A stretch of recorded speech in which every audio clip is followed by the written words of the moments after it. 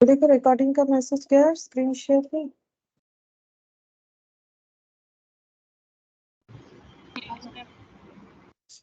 ठीक है।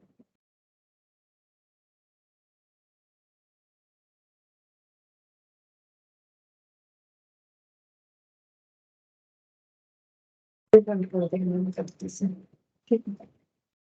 देखो एक्टिविटी बेस्ड कॉस्टिंग का बस 2 क्वेश्चन बाकी है, लेकिन क्वेश्चन का लेंथ जैसे काफी बड़ा होता है, तो देखो 4th नंबर में क्या बोला है। यहाँ पर बोल रहा है Alpha Limited has decide to analyse the profitability of its 5 new customers. ठीक है, तो अल्फा लिमिटेड क्या हो गया, ऑर्गेनाइजेशन का नाम हो गया। ठीक है, इन्होंने डिसाइड क्या किया है कि ये अपने ऑर्गेनाइजेशन का प्रॉफिटेबिलिटी को एनालिसिस करेंगे। गुड इवनिंग तो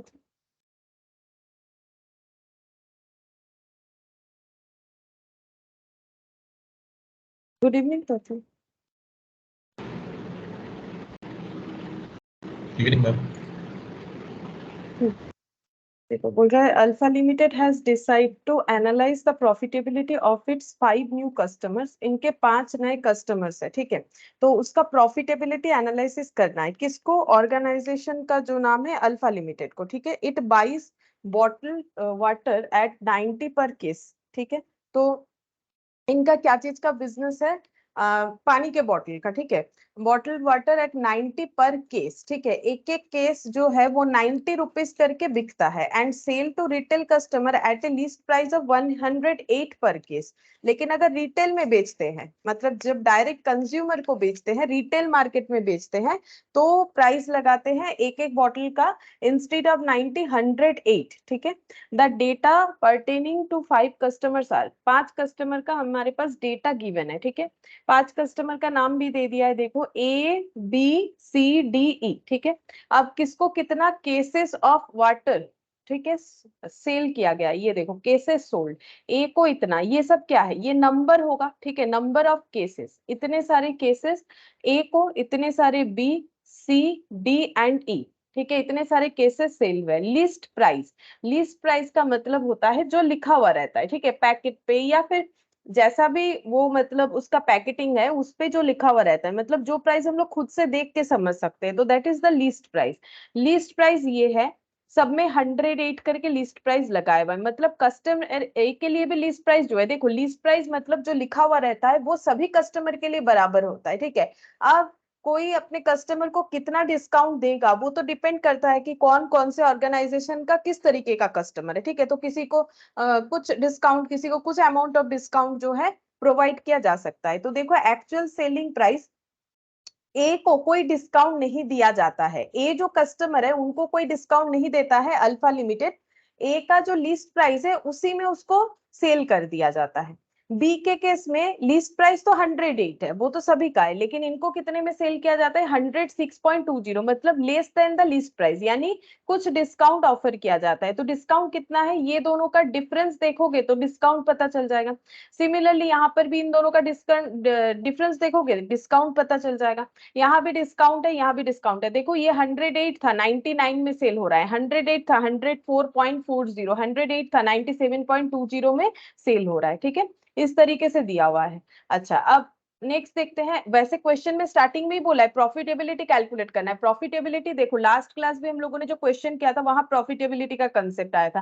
प्रॉफिटेबिलिटी का मतलब क्या होता है, सेल्स मतलब जीपी माइनस उसके साथ अगर हम लोग जितने भी ऑपरेटिंग एक्सपेंसेस है वो लेस करते हैं तो हमें net profit, basically net profit accounts के लैंग्वेज में अगर बोले, और अकाउंट्स में ये लैंग्वेज में यूज किया जाता है ऑपरेटिंग इनकम, ऑपरेटिंग कॉस्ट, लेकिन ये बेसिकली एनालिसिस जैसे एफएम वगैरह में ज्यादा ये लैंग्वेज यूज किया जाता है। तो जो भी हो, हमें क्या करना है, हमें रेवेन्यू यानी जो सेल है उससे माइनस करके देना है, रेवेन्यू से माइनस करना है सीओजीएस। सीओजीएस का मतलब क्या है, कॉस्ट ऑफ गुड्स सोल्ड। ठीक है, मतलब जो कॉस्ट एप्लीकेबल हो रहा है प्रोडक्ट को परचेस करने में। ठीक है, तो इससे हमें क्या मिलेगा, जीपी यानी ग्रॉस प्रॉफिट। ये ट्रेडिंग का बात हो गया। फिर यहां से हम लोग लेस करेंगे ऑपरेटिंग कॉस्ट।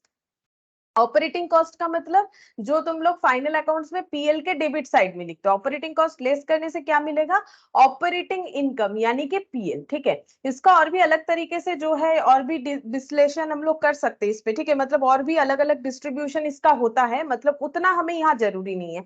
सिर्फ अभी जीपी और एनपी, एनपी यानी नेट प्रॉफिट, जिसको यहाँ पर हम लोग ऑपरेटिंग इनकम बोलेंगे, वो पता करने से ही काफी है। तो यहाँ और ऑपरेटिंग में भी ना होता है जैसे कि ट्रेडिंग वाला, नॉन ट्रेडिंग वाला, लेकिन यहाँ पर हमें उतना जरूरी नहीं है। तो ऑपरेटिंग इनकम कैसे निकालेंगे, बेसिकली हमें नेट प्रॉफिट निकालना पड़ेगा। तो सेल कैसे पता चलेगा, सेल तो इस तरीके से पता चलेगा, इतने सारे केसेस जो है बेचे गए हैं, कितना करके, इतना करके। ठीक है, अगर ये डायरेक्ट लगा लेंगे तो हमारे पास जो है एक्चुअल रेवेन्यू जो जनरेट हो रहा है वो मिल जाएगा, ये लगाने से नहीं मिलेगा, बिकॉज इतने में तो सेल नहीं हुआ है ना। ये क्या है, ये हम लोग का लिस्ट प्राइस है। तो अगर हम लोग इसके साथ इसको मल्टीप्लाई कर भी लेते हैं तो हमें फिर डिस्काउंट दिखाना पड़ेगा। तो जो फॉर्मेट बनाएंगे ना हम लोग, वहां पर डिस्काउंट भी दिखाएंगे कि कितना डिस्काउंट दिया जा रहा है। तो इस तरीके से कैलकुलेट करेंगे। अच्छा, अब उसके बाद यहाँ देखो और क्या क्या इंफॉर्मेशन दिया है वो एक बार पढ़ लेते हैं। बोल रहा है कि नंबर ऑफ परचेज ऑर्डर, कितना बार परचेज ऑर्डर दिया जाता है। तो इसका जरूरत होगा आगे जाके तो पता चलेगा। इस ये नॉर्मली हम लोग क्या करते हैं, ये सब डिटेल्स को यूज किया जाता है कॉस्ट पर कॉस्ट ड्राइवर को कैलकुलेट करने के लिए। देखते हैं और क्या डिटेल्स दिया हुआ है। नंबर ऑफ कस्टमर विजिट्स, कितने सारे कस्टमर विजिट करते हैं। मतलब ये देखो, ए कितना बार विजिट करता है, 2 बार, बी 3 बार, इस तरीके से। नंबर ऑफ डिलीवरीज, ए का डिलीवरी होता है 10 टाइम्स, बी को 30 टाइम्स, सी को 60, डी 40 टाइम्स, ई 20 टाइम्स। किलोमीटर ट्रेवल्ड पर डिलीवरी, मतलब जैसे एक कस्टमर को डिलीवरी करने जाना है तो फिर ट्रेवल करना पड़ेगा। ठीक है, जैसे तुम लोग भी कुछ ऑनलाइन में परचेस करते हो तो जो डिलीवरी करते हैं वो ट्रेवल करके ही तो आते हैं, तो कितना किलोमीटर आना पड़ा उनको। ठीक है, तो किलोमीटर ट्रेवल पर डिलीवरी ये भी दिया हुआ है, 20 किलोमीटर, 6 किलोमीटर, मतलब ए को डिलीवरी करना है तो 20 किलोमीटर ट्रेवल करना पड़ता है। बी को डिलीवरी करना है तो 6 किलोमीटर, सी के लिए 5 किलोमीटर, डी के लिए 10 और ई के लिए 30 किलोमीटर, इतना इतना किलोमीटर डिलीवरी करना पड़ेगा। और क्या इंफॉर्मेशन है, it's 5 activities and their cost drivers. देखो एक्टिविटी बताया है, order taking, customer visit, deliveries,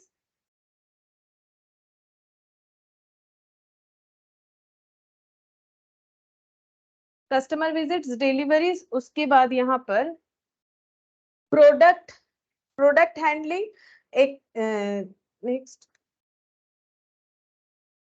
आवाज क्यों नहीं आ रहा है? ओह,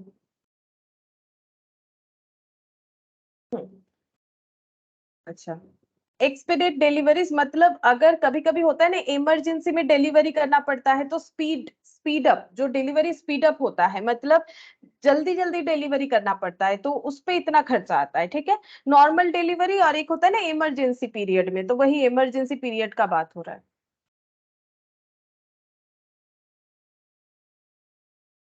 गुड इवनिंग,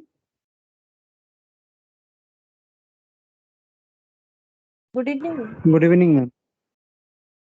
यहाँ पर हमें एक्टिविटी दिया हुआ है, ऑर्डर टेकिंग एक्टिविटी है, कॉस्ट ड्राइवर रेट। अब यहाँ पर देखो एक अच्छा चीज है, क्या है ना, हमें कॉस्ट पर कॉस्ट ड्राइवर ये गिवन है। ठीक है, कॉस्ट पर कॉस्ट ड्राइवर ये हम लोग का गिवन है।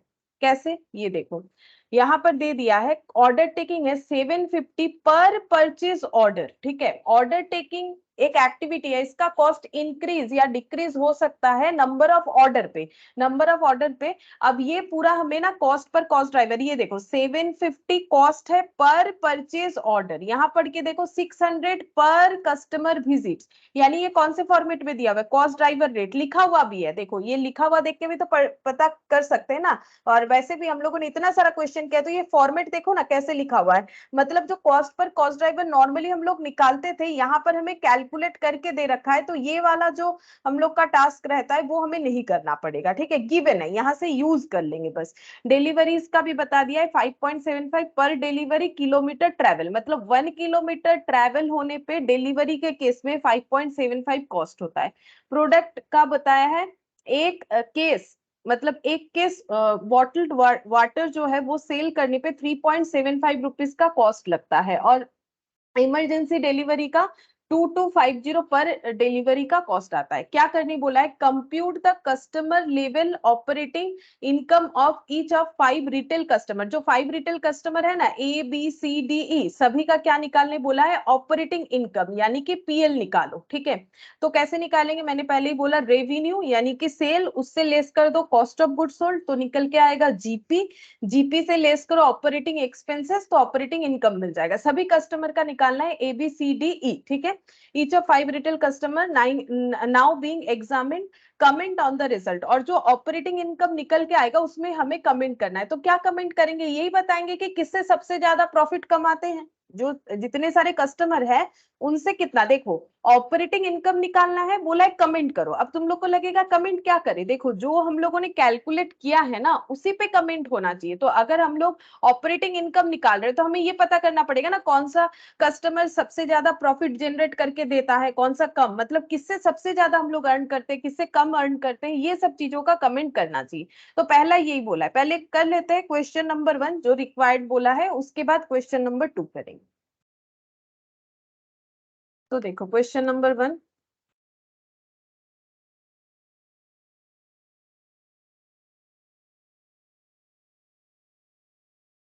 फोर्थ क्वेश्चन का पॉइंट नंबर 1, क्या कैलकुलेट करना है? कंप्यूटेशन ऑफ कस्टमर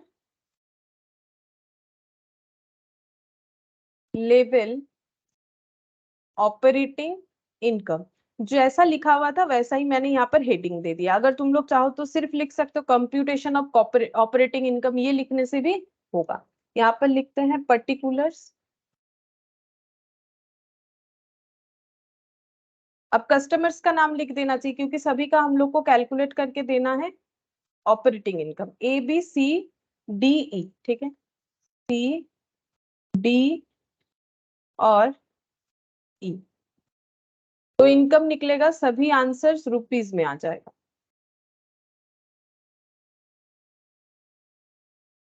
अच्छा, अब हम लोग निकालते हैं रेवेन्यू।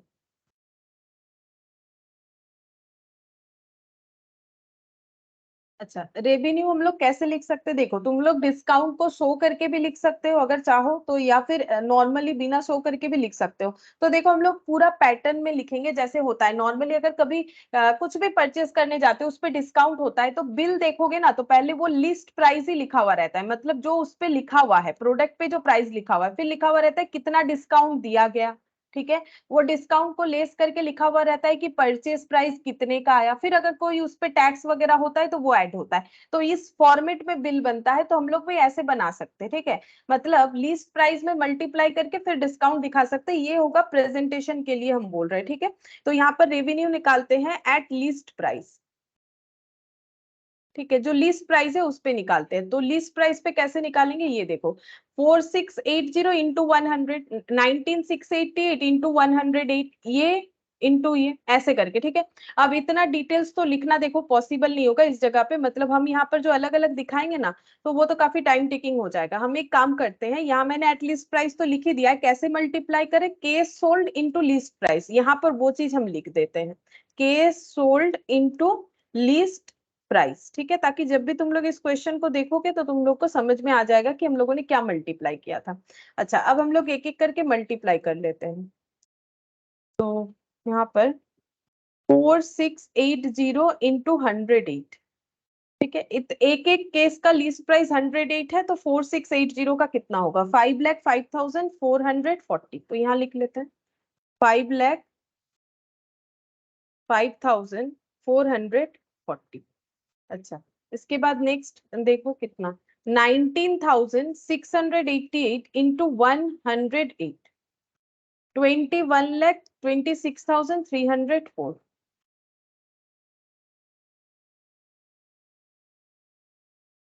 पी का चेक करते हैं, 136,800 इंटू 108, 1,47,74,400, 1,47,74,400। ठीक है, तो डिजिट काफी बड़ा बड़ा है, अगर मेरे से कुछ भी गलती होता है ना तो तुम लोग मुझे बताओ। क्योंकि मल्टीप्लीकेशन करते करते हो जाता है गलती कभी कभी। 77, 27, 400। और ई में है 8775 इंटू 108, 947,700। ये हम लोगों ने क्या लिखा, लिस्ट प्राइस लिखा। अब इतने में तो सेल हुआ नहीं है, ये तो एक्चुअल रेवेन्यू नहीं है, क्योंकि इतने में तो हम लोगों ने सेल किया नहीं है। हम लोगों ने कितने में सेल किया है, कुछ डिस्काउंट प्रोवाइड हुआ है, तो लेस कर देते हैं डिस्काउंट। अच्छा, अब देखो डिस्काउंट किसको मिल रहा है और किसको नहीं मिल रहा है, कैसे पता चलेगा। यहाँ पर हम लोग देख सकते हैं 108 का प्रोडक्ट 108 में ही सेल हो रहा है, तो ए के केस में नो डिस्काउंट, ठीक है, यहाँ पर कोई डिस्काउंट नहीं आएगा। तो इनका जो प्राइस है, ठीक है, ये कितना आ जाएगा, 505440, ठीक है, ये हो गया हम लोग का एक्चुअल प्राइस, जितने में परचेस करना पड़ा किसे, ए को कोई डिस्काउंट नहीं दिया गया है, ठीक है। वो तो देखो ऑर्गेनाइजेशन का पॉलिसी है कि वो कौन से कस्टमर को डिस्काउंट देगा, कौन से कस्टमर को नहीं देगा। बी का डिस्काउंट चेक करते हैं, 108 माइनस 106.2 ऐसे करके तो डिस्काउंट मिलेगा ना। तो डिस्काउंट कितना है, 1.8, कितने सारे केसेस पे, 19,688 केसेस पे, तो ये आ जाएगा आंसर 35,438, ठीक है।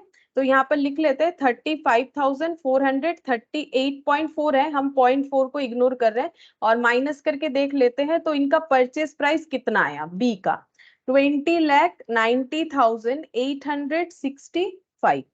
ये एक्चुअली कितना हो जाएगा, 66 होगा मुझे जितना लग रहा है, 21,26,304 माइनस 35,438, हाँ ये 6 आ जाएगा, ठीक है। अच्छा, ये डिस्काउंट हम लोग कैसे कैलकुलेट कर रहे हैं, least price minus actual price, ये into number of cases into case sold, ऐसे करके कैलकुलेट करें, ठीक है, जितने सारे केसेस बिक रहे हैं। अच्छा, नेक्स्ट वाला डिस्काउंट कैलकुलेट करते हैं, 108 माइनस 99, तो डिस्काउंट हो गया 9 पर केसेस, तो ये इंटू 1,36,800, ये लिख लेते हैं। 12,31,200 लेस कर लेते हैं, माइनस 147,744,400, 1,35,43,200। नेक्स्ट देखते हैं डी के केस में।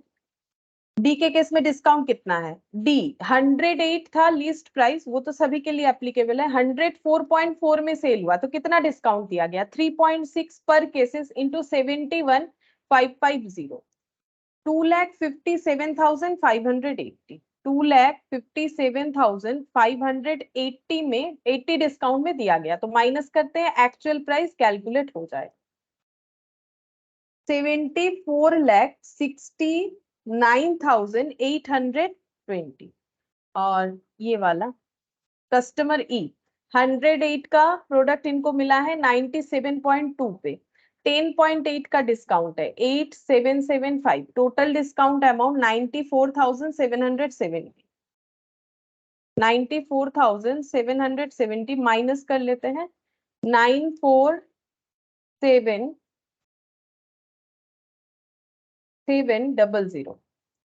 8,52,930, 8,52,930, ठीक है। ये हम लोग का क्या निकल के आ गया, ये निकल के आया रेवेन्यू, रेवेन्यू कौन से प्राइस पे, एक्चुअल प्राइस पे, ठीक है। तो अभी तक हम लोगों ने क्या किया, हम एक बार रिकॉल करवाते हैं। हम लोग के पास लिस्ट प्राइस था, कस्टमर को किसी को लिस्ट प्राइस में ही सेल मिला, इसलिए डिस्काउंट नहीं मिला, और सबको अलग अलग डिस्काउंट मिला है। तो ये हम लोगों ने टोटल डिस्काउंट अमाउंट निकाल लिया है कि पर केसेस का कितना डिस्काउंट था, कैसे निकाला, list price minus actual sale price, दोनों का difference into number of cases, पर कस्टमर को जितने केसेस सेल हुए थे उसके बेसिस पे। तो हम लोग को मिल गया रेवेन्यू। अब क्या कैलकुलेट करना है, यहां से लेस करना चाहिए हमें सीओजीएस, तब मिलेगा जीपी, ठीक है, सीओजीएस लेस करेंगे, सीओजीएस यानी कॉस्ट ऑफ गुड्स सोल्ड। अच्छा, अब चेक करते हैं कि कॉस्ट ऑफ गुड्स सोल्ड कितना होगा, यहाँ पर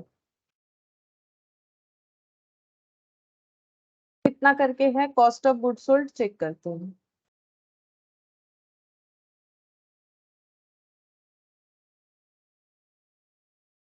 actual selling price, number of purchase customer, अच्छा ये है, ये देखो यहाँ दिया हुआ है, it buys bottle water 90 per case and sell to retail customer, मतलब अल्फा लिमिटेड खुद मार्केट से 90 रुपीज करके परचेस करता है, तो यही उसका कॉस्ट हुआ, 90 में परचेस करता है और सेल मतलब उस पे टैग लगाता है, बॉटल पे टैग लगाता है 108 का। अब कस्टमर के हिसाब से वो अपना डिस्काउंट प्रोवाइड करता है, देखो जैसे ए को कोई डिस्काउंट नहीं दिया था, बी को दिया था कुछ डिस्काउंट, 106 में सेल किया, इसको तो सबसे कम में सेल किया, इसको डी ई को देखो 97 में सेल किया, 97.2, ठीक है, तो सबसे ज्यादा डिस्काउंट ई को ही मिला है, ठीक है। तो जो भी हो, तो ये हम लोगों को कैसे पता चलेगा कॉस्ट कितना है, तो देखो क्वेश्चन में ही दिया हुआ है, या तो हमें कैलकुलेट करना पड़ सकता था, तो रिलेवेंट डेटा होना चाहिए, डेटा तो कुछ दिखा नहीं, ऊपर ही लिखा हुआ था, it buys bottle water and 90 per cases, 90 करके परचेस करते हैं, उसके बाद सेल करते हैं, ठीक है। तो हम लोग यहाँ पर निकालेंगे cost of good sold, cost of good sold कितना करके होगा, एट द रेट ऑफ 90, तो चेक करते हैं कितना हो जाएगा।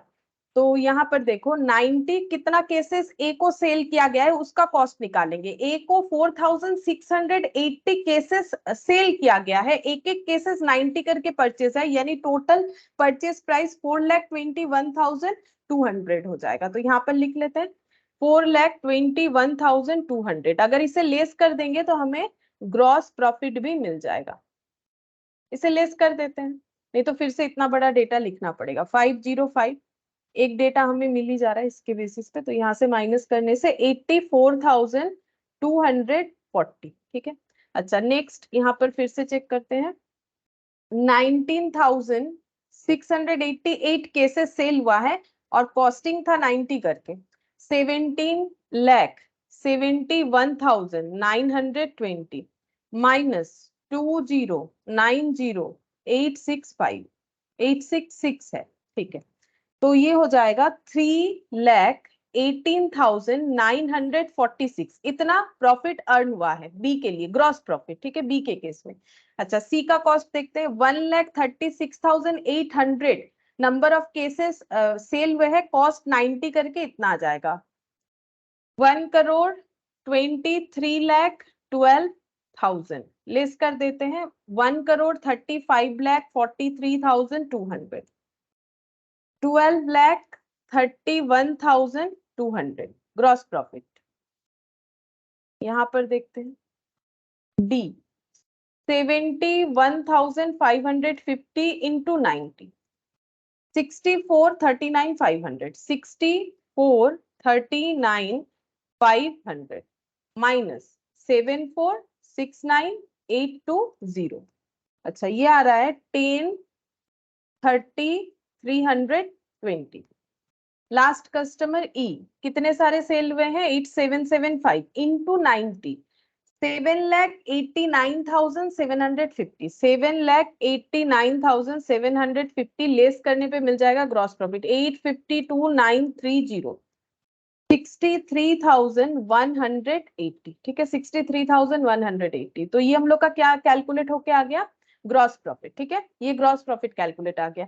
ये जो मैंने 90 किया है, ये किसके साथ इंटू किया है वो भी लिख देते, क्योंकि बाद में देखोगे तो फिर समझ में नहीं आएगा, ये ऐसे लिख देते हैं, देखो 90 इंटू यहाँ पर cases sold, number of cases sold, जितने सारे केसेस सोल्ड हुए, केसेस ही बोला हुआ है, देखो यहाँ पर केसेस बोला हुआ है, वाटर बॉटल का, ठीक है, बॉटल वाटर, इसको केसेस मतलब जितने सारे केसेस है, तो यहाँ पर नंबर ऑफ केसेस सोल्ड से मल्टीप्लाई किया है 90 करके, तो ये ग्रॉस प्रॉफिट आ गया। अब हमें लेस करना पड़ेगा ऑपरेटिंग एक्सपेंसेस, तब जाके ऑपरेटिंग इनकम मिलेगा, ऑपरेटिंग एक्सपेंस, अच्छा ऑपरेटिंग एक्सपेंस चेक करते हैं क्या क्या ऑपरेटिंग एक्सपेंसेस है।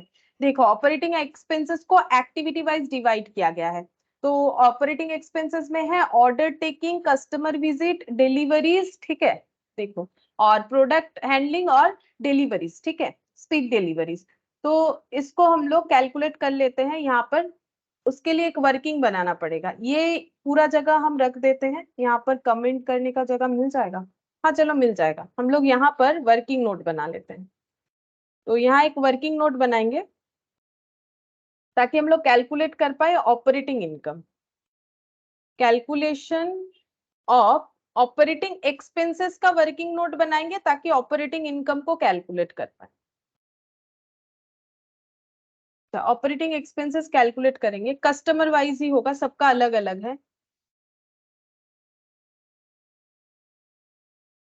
सबसे पहले कॉस्ट कौन सा है, ऑर्डर टेकिंग, यहां पर लिखते हैं order taking, order taking at the rate of 750, at the rate of 750। अच्छा, अब नेक्स्ट है कस्टमर विजिट, एक एक लिख लेते हैं, उसके बाद थोड़ा सा जगह रखना पड़ेगा, नहीं तो इनटू कैसे करेंगे। Customer visit at the rate of 600 था, ये देखो at the rate of 600। Deliveries at the rate of 5.75, deliveries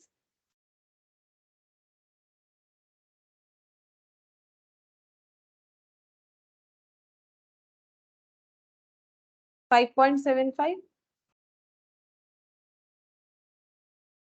next है प्रोडक्ट हैंडलिंग, ये है एट द रेट ऑफ 3.75, 3.75। और है एक्सपेडेड डिलीवरीज 2250।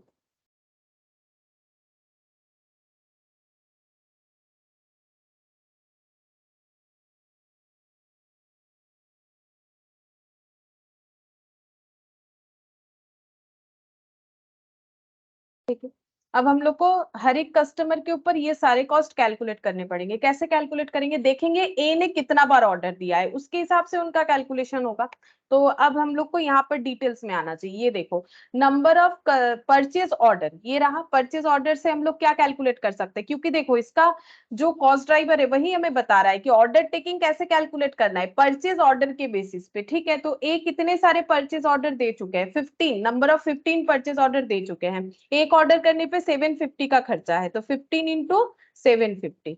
दूसरा हो जाएगा 15 बी के केस में 15 इंटू सॉरी 25 इंटू 750, ये 25 होगा, 25 इंटू 750। अच्छा, उसके बाद नेक्स्ट 30 इंटू 750।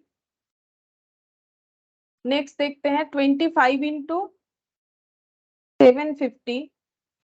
और ये वाला है 30, देखो 30 नंबर ऑफ ऑर्डर्स आया था ई के तरफ से, हो गया।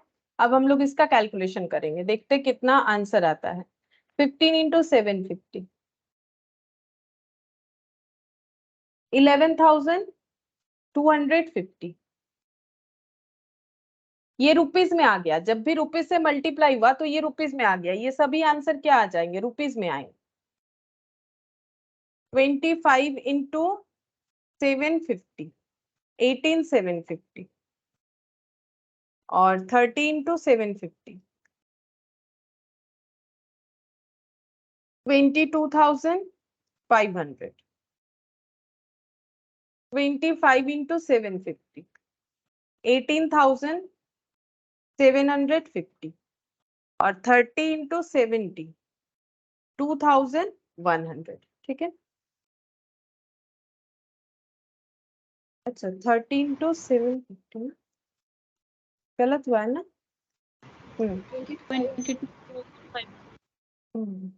22,500। अच्छा, बाकी सब ठीक है। बाकी ठीक है।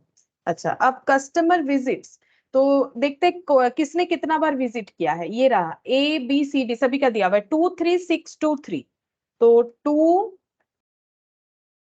दूसरे कलर से ही लिखते हैं, नहीं तो ना समझ में नहीं आएगा। 236, 23623, 2 3। नंबर ऑफ विजिट्स मल्टीप्लाई कर देंगे, पर विजिट पे 600 का एक्सपेंस होगा, तो 2 टाइम्स विजिट पे, 3 टाइम्स विजिट पे, 6 टाइम्स विजिट पे, 2 टाइम्स विजिट पे, और 3 टाइम्स विजिट करने पे। अच्छा, ये तो ओरली कर लेंगे, बाकी सब कैलकुलेशन तो बहुत ज्यादा वैल्यू वाला है। ये हो गया 1800, ये हो जाएगा 3600, ये हो जाएगा 1200, और ये आ जाएगा 1800। एक ही कैलकुलेशन मुझे आसान लगा अब तो। अच्छा डिलीवरी देखते हैं 5.75 और ये होगा नंबर ऑफ डिलीवरीज पे। तो डिलीवरी है 10, 30, 60, 40, 20। अच्छा 10, 30, 60, 40, 20। अच्छा 40 और 20 मल्टीप्लीकेशन पर डिलीवरी पे 5.75, 5.75, 5.75, 5.75, 5.75। अच्छा तो ये मल्टीप्लाई करने से कितना आ जाएगा 10 से अगर मल्टी, अच्छा हाँ एक चीज और भी है। ये देखो यहाँ पर बोला है नंबर ऑफ डिलीवरीज जो है वो है 10, और उसके साथ हम लोग को ये भी देखना है किलोमीटर ट्रेवल्ड पर डिलीवरी। मतलब हम लोग का ये देखो ये डिलीवरी का यहाँ पर जो देखोगे ना, ये कॉस्ट ड्राइवर देखने से पता चलेगा क्यों किलोमीटर मल्टीप्लाई करना है। क्योंकि ये 5.75 कैसे कैलकुलेट हुआ है, पर डिलीवरी पर किलोमीटर ट्रेवल। मतलब 1 किलोमीटर ट्रेवल करना है और एक नंबर ऑफ डिलीवरीज 1, ठीक है। किलोमीटर मतलब kilometre travel 1, number of delivery जो है वो भी 1, तो एक्सपेंस होगा 5.75। तो अगर हम सिर्फ डिलीवरी मल्टीप्लाई करेंगे तो मेरे पास सही आंसर नहीं आएगा। क्यों? क्योंकि ये 5.75 सिर्फ डिपेंड नहीं करता है नंबर ऑफ डिलीवरी पे, ये डिपेंड करता है number of delivery as well as kilometre travel both, ठीक है। तो इसीलिए हम लोग को यहाँ पर किलोमीटर ट्रेवल को भी लेना पड़ेगा। तो किलोमीटर ट्रेवल जस्ट उसके नीचे दिया हुआ है। तो एक कस्टमर को डिलीवरी करने के लिए 20 किलोमीटर ट्रेवल करना पड़ता है एक बार डिलीवरी करने के लिए। तो 10 टाइम्स डिलीवरी करने के लिए कितना ट्रेवल करना पड़ेगा, 10 × 20, ठीक है। और 1 किलोमीटर ट्रेवल करने पे डिलीवरी का कॉस्ट इतना आता है, तो इतना किलोमीटर ट्रेवल करने पे कितना आएगा, ये इंटू 5.75। मैंने क्या लिखा है, मैंने सिर्फ 10 × 5.75 लिखा है, तो उसमें हम लोग को 20 भी मल्टीप्लाई करना पड़ेगा। तो ठीक है हम यहाँ पर कर देते हैं, इधर जगह है प्रॉब्लम नहीं होगा, यहाँ पर हम लिख देते हैं 20, ठीक है। तो इसको तुम लोग का भी जगह जिधर है उधर से, या फिर देखो ब्रैकेट हम हटा रहे क्योंकि मेरा साइड में जगह नहीं होगा, तुम लोग साइड में अगर जगह है ना तो साइड में मल्टीप्लाई करके लिख दो। उसके बाद ये हो जाएगा 6, 5, 10, 30। तो यहाँ पर 6 से मल्टीप्लाई कर लेंगे, 5, 10, 5 से मल्टीप्लाई कर लेंगे 10,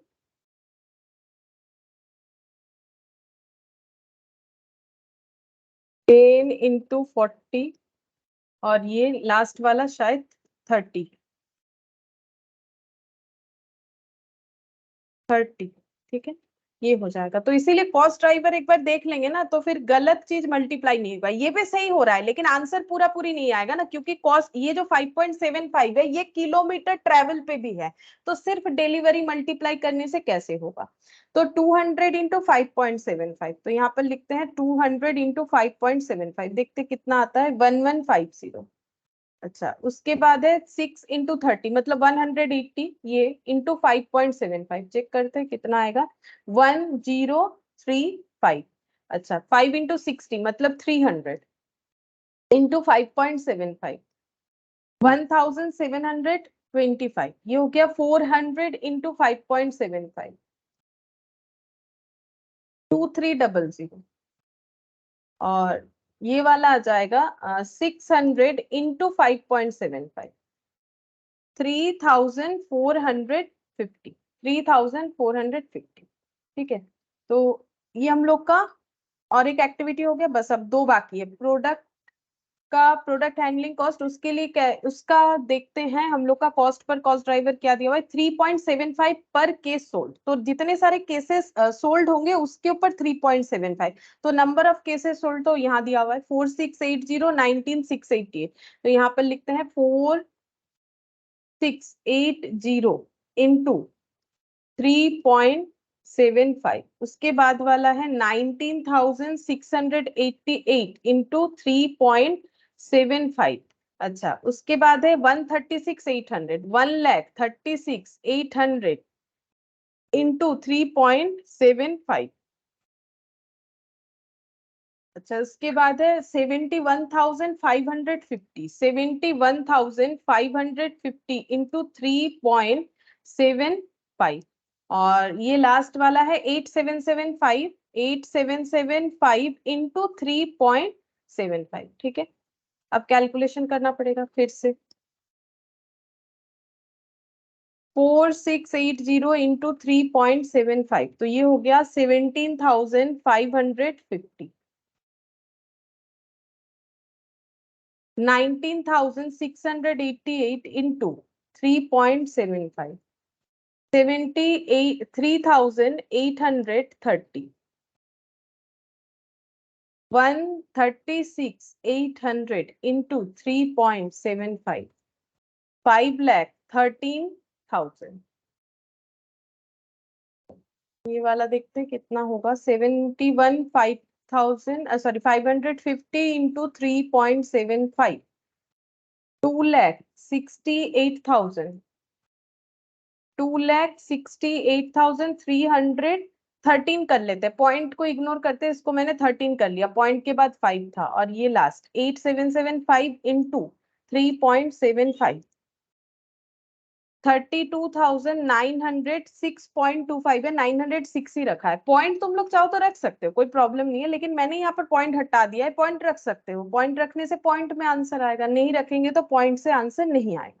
अच्छा, उसके बाद देखो, जो स्पीड डिलीवरी था वो सिर्फ ई के लिए था, एक ही बार हुआ था, तो इसमें देखो यहाँ भी कैलकुलेशन नहीं करना पड़ेगा। चलो, यहाँ भी नहीं होगा, यहाँ पर भी नहीं होगा, यहाँ पर भी नहीं होगा, सिर्फ ई के केस में है, वो भी वन टाइम हुआ है, तो वन टाइम और पर डिलीवरी का खर्चा आता है 2250।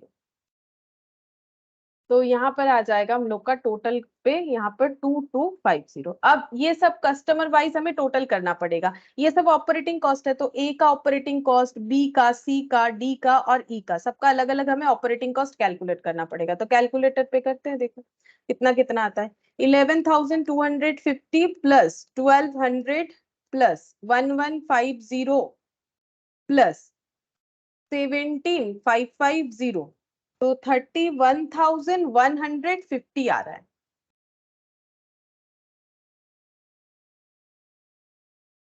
31,150, चलो लिख लेते हैं, 31,150। अच्छा, इसके बाद नेक्स्ट देखते हैं 18,750 प्लस 1,800 प्लस 1,035 प्लस 73,830, 95,450, 95,450। अच्छा, नेक्स्ट देखते हैं 22,500 प्लस 3,600 प्लस 1,725 प्लस 5,13,000, 5,40,825। डी का 18,750 plus 1,200 plus 2,300 plus 2,683,13, 2,90,563, 2,90,563, 22,500 plus 1,800, 3,450, 32,900, 906 plus 2,250, 62,906। ठीक है, ये आ गया ऑपरेटिंग कॉस्ट पर कस्टमर। ठीक है, अभी देखो तुम लोग के दिमाग में ये नहीं आना चाहिए कि हम लोगों ने ऐसा ही क्यों ऐड किया, ऐसा क्यों नहीं किया। देखो, अगर ऐसा किसी के दिमाग में आ रहा है, हो सकता है ऐसा आ सकता है, ऐसा बात नहीं है। ये देखो, एक्चुअली हम लोग क्या कैलकुलेट कर रहे हैं, these are varieties of operating cost. तो एक कस्टमर के लिए ये सारे ऑपरेटिंग कॉस्ट एप्लीकेबल होंगे, हो सकता है कोई एक ना हो, ठीक है, लेकिन ए के लिए ये सभी ऑपरेटिंग कॉस्ट एप्लीकेबल था सिवाय इसके, ठीक है, एक्सेप्ट दिस वन। तो ये तो सिर्फ ई के लिए एप्लीकेबल था। तो अगर मुझे ए का ऑपरेटिंग कॉस्ट पता करना है, तो ऐसे ऐड करने से कैसे होगा, ऐसे करोगे तो ए बी सी डी ई का हो जाएगा टोटल ऑर्डरिंग कॉस्ट। हमें टोटल ऑर्डरिंग कॉस्ट नहीं चाहिए, हमें ए का टोटल ऑपरेटिंग कॉस्ट चाहिए, जो कि इतने सारे टाइप्स में डिवाइडेड है। ठीक है, इसीलिए हम लोग ऐसे ऐड कर रहे हैं। तो अगर ऐसे दिमाग में आ रहा है कि हम लोग ऐसे ही क्यों ऐड कर रहे हैं, ऐसा मत सोचो। कंसेप्ट देखो कि हमें ए का जितना सारा ऑपरेटिंग कॉस्ट है वो ऐड करना है। अगर कोई ऑपरेटिंग कॉस्ट एप्लीकेबल नहीं है, जैसे ये वाला नहीं है तो नहीं ऐड करेंगे, वो नहीं आया होगा कैलकुलेट करके, ठीक है। 31,150 ये सब अब हम लोग को यहाँ पर लिखना पड़ेगा, ऑपरेटिंग एक्सपेंसेस। वर्किंग नोट 1 बोलते, तो लिख लेते 31,150।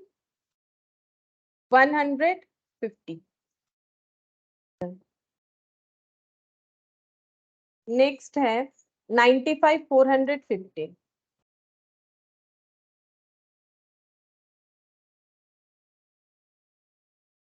5,40,825। 5,40,825। 2,90,563। 2,90,563। और ये वाला है 62,906।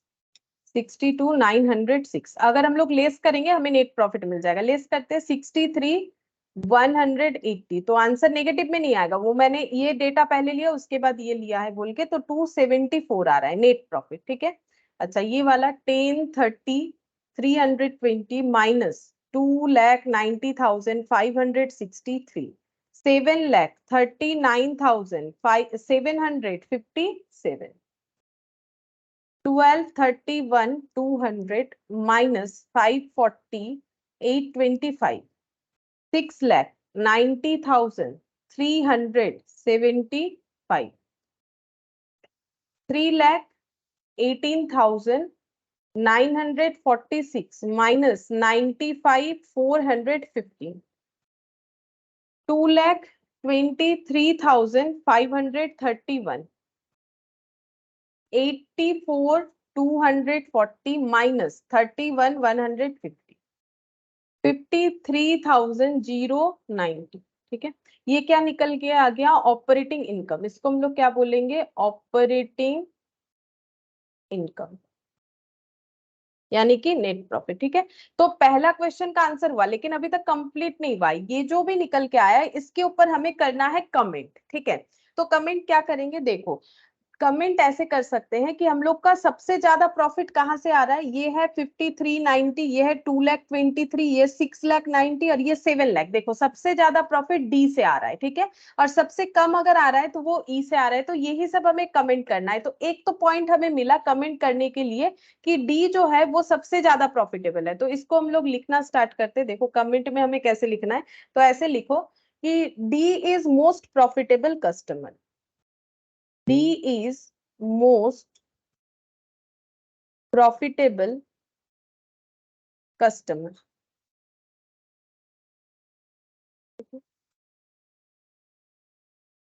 D's profit are even higher than सी। अच्छा ये पॉइंट क्यों लिखा, अगर तुम लोग थोड़ा सा ध्यान से देखोगे तो सबसे ज्यादा सेल किसको हम लोग कर सकते हैं, मतलब सेल्स रेवेन्यू सबसे ज्यादा जनरेट होता है किससे। तो देखो सी से 1 करोड़, देखो बाकी सब में ना लैख में था, 77 लाख, 9,47,000, 21 लाख, 5 लाख, ठीक है।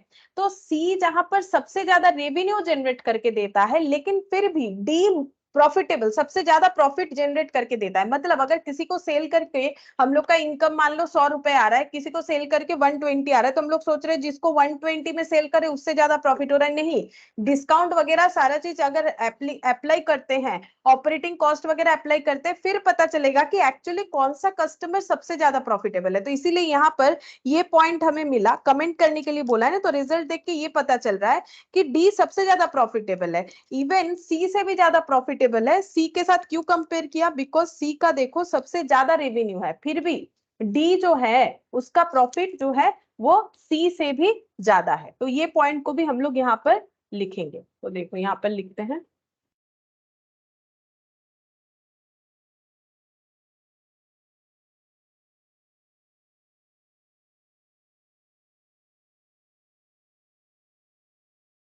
हायर देन सी ब्रैकेट में लिखो whose revenue is highest, इसका रेवेन्यू हाईएस्ट है। क्यों कंपेयर कर रहे हैं? क्योंकि इसका रेवेन्यू जो है हाईएस्ट मतलब सबसे ज्यादा है, ठीक है, not compare to D only, सभी से ज्यादा है। अच्छा, अब यहां पर और एक पॉइंट लिखेंगे, despite having only 52.30% of the unit volume of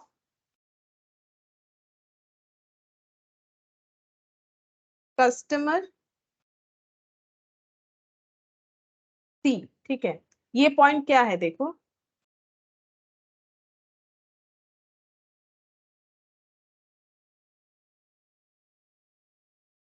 good evening,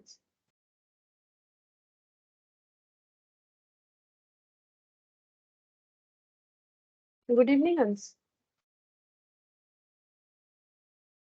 अच्छा देखो, तो यहाँ पर बोला है, मैंने ये जो पॉइंट लिखा है ये समझाते हैं, ठीक है। ये क्या लिखा है मैंने, देखो यहाँ पर मैंने लिखा है कि despite having only 52.30% of the unit volume of the customer C, देखो कस्टमर सी को हम लोग सबसे ज्यादा सेल कर रहे हैं, ये देखो अगर यूनिट वॉल्यूम देखोगे मतलब ये देखो सी को सबसे ज्यादा केसेस हम लोग बेच रहे हैं, ठीक है।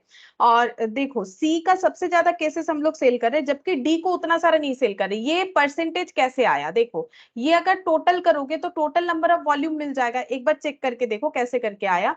4680 प्लस 19,688 प्लस 1,36,800 प्लस 71,550 प्लस 8,775, ठीक है। तो ये कितना आ गया, 22,41,493, ठीक है। इसमें से डी को कितना सेल किया जा रहा है, 71,550। तो चेक करते हैं कितना परसेंटेज हो रहा है। तो आउट ऑफ टोटल इतने केसेस डी को सेल किए जा रहे हैं, तो हम लोग चेक करके देख सकते हैं 71,550 इंटू 100 डिवाइडेड बाई 241,493, तो ये हो जाएगा देखो 29.62। ये किसके लिए एप्लीकेबल हो रहा है, ये एप्लीकेबल हो रहा है डी के लिए 29.62। और सी का देखो, सी का सबसे ज्यादा है, सी का चेक करो 1,36,800 डिवाइडेड बाई 241,493 इंटू 100, चेक करते हैं 136,800 into 100 divided by 2,41,493, तो देखो कितना आया 56 आ गया। एक सेकेंड, एडिशन गलत हुआ है क्या मेरा, 52 ही आना चाहिए, मैंने करके देखा था। एक सेकेंड देख लेते हैं, 4680 19,688 136,800 प्लस 71,550 प्लस 8,775, 2,41,493, 1,36,800 divided by 2,41,900, 41,493, अच्छा 493 into 100, 56 आ जा रहा है unit volume of customer. Volume क्या, मेरा शायद पहले गलत आया था क्या, 56 आ रहा है अभी तो कैलकुलेट करने पे। अच्छा एक सेकेंड,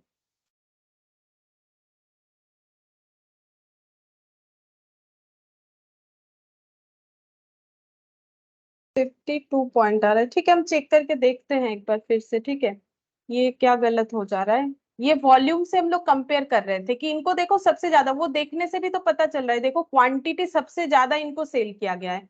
शायद सेल्स वॉल्यूम से चेक किया है, ठीक है, सेल्स वॉल्यूम से, सिर्फ इससे नहीं चेक किया है। मुझे लग रहा है सेल्स वॉल्यूम से चेक हुआ है, मतलब ये पूरे को ऐड करने से ये वाला जो है परसेंटेज आएगा, ठीक है। वो हम लास्ट में चेक करके बताते हैं कि ये सेल्स वॉल्यूम से किया होगा, ठीक है। इसीलिए 52.30 आ रहा है। तो मैंने कैलकुलेट तो किया था, लेकिन मुझे लग रहा है वॉल्यूम पे मैंने किया था, मतलब रुपीस के साथ, ठीक है। चेक कर लेंगे, एक बार लिख लेते हैं, एक बार कमेंट पूरा लिख लेते हैं, फिर हम इलाबोरेट करते हैं। देखो यहाँ पर ये लिख दिया, ठीक है। ये परसेंटेज कैसे आया, तो पूरा सेल ऐड करना पड़ेगा, कर लेंगे लास्ट में। फिर यहाँ पर लिखो the main reason is The main reason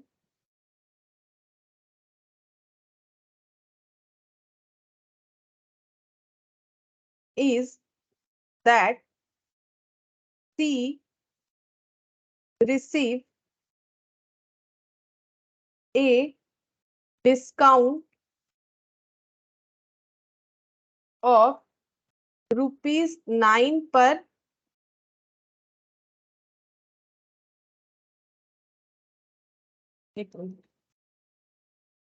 that C receive a discount, discount को मैंने शॉर्ट में लिखा है, ऑफ ₹9 पर केस, वाइल, पहले हम पूरा लिखवा देते फिर ही बताएंगे, ठीक है। While customer D receive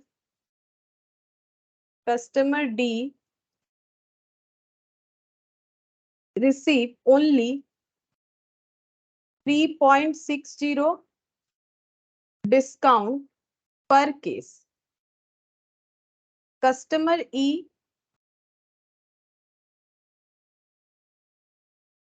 least profitable, least LEAST, least का मतलब होता है सबसे कम, और दिख भी रहा है, देखो हम सारा पॉइंट ही समझा देंगे, एक बार कमेंट लिख लेते हैं।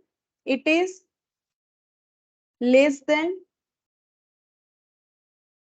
ए whose revenue is least, whose revenue is least, LEAST. E receive discount ₹10.80 per case, make more frequent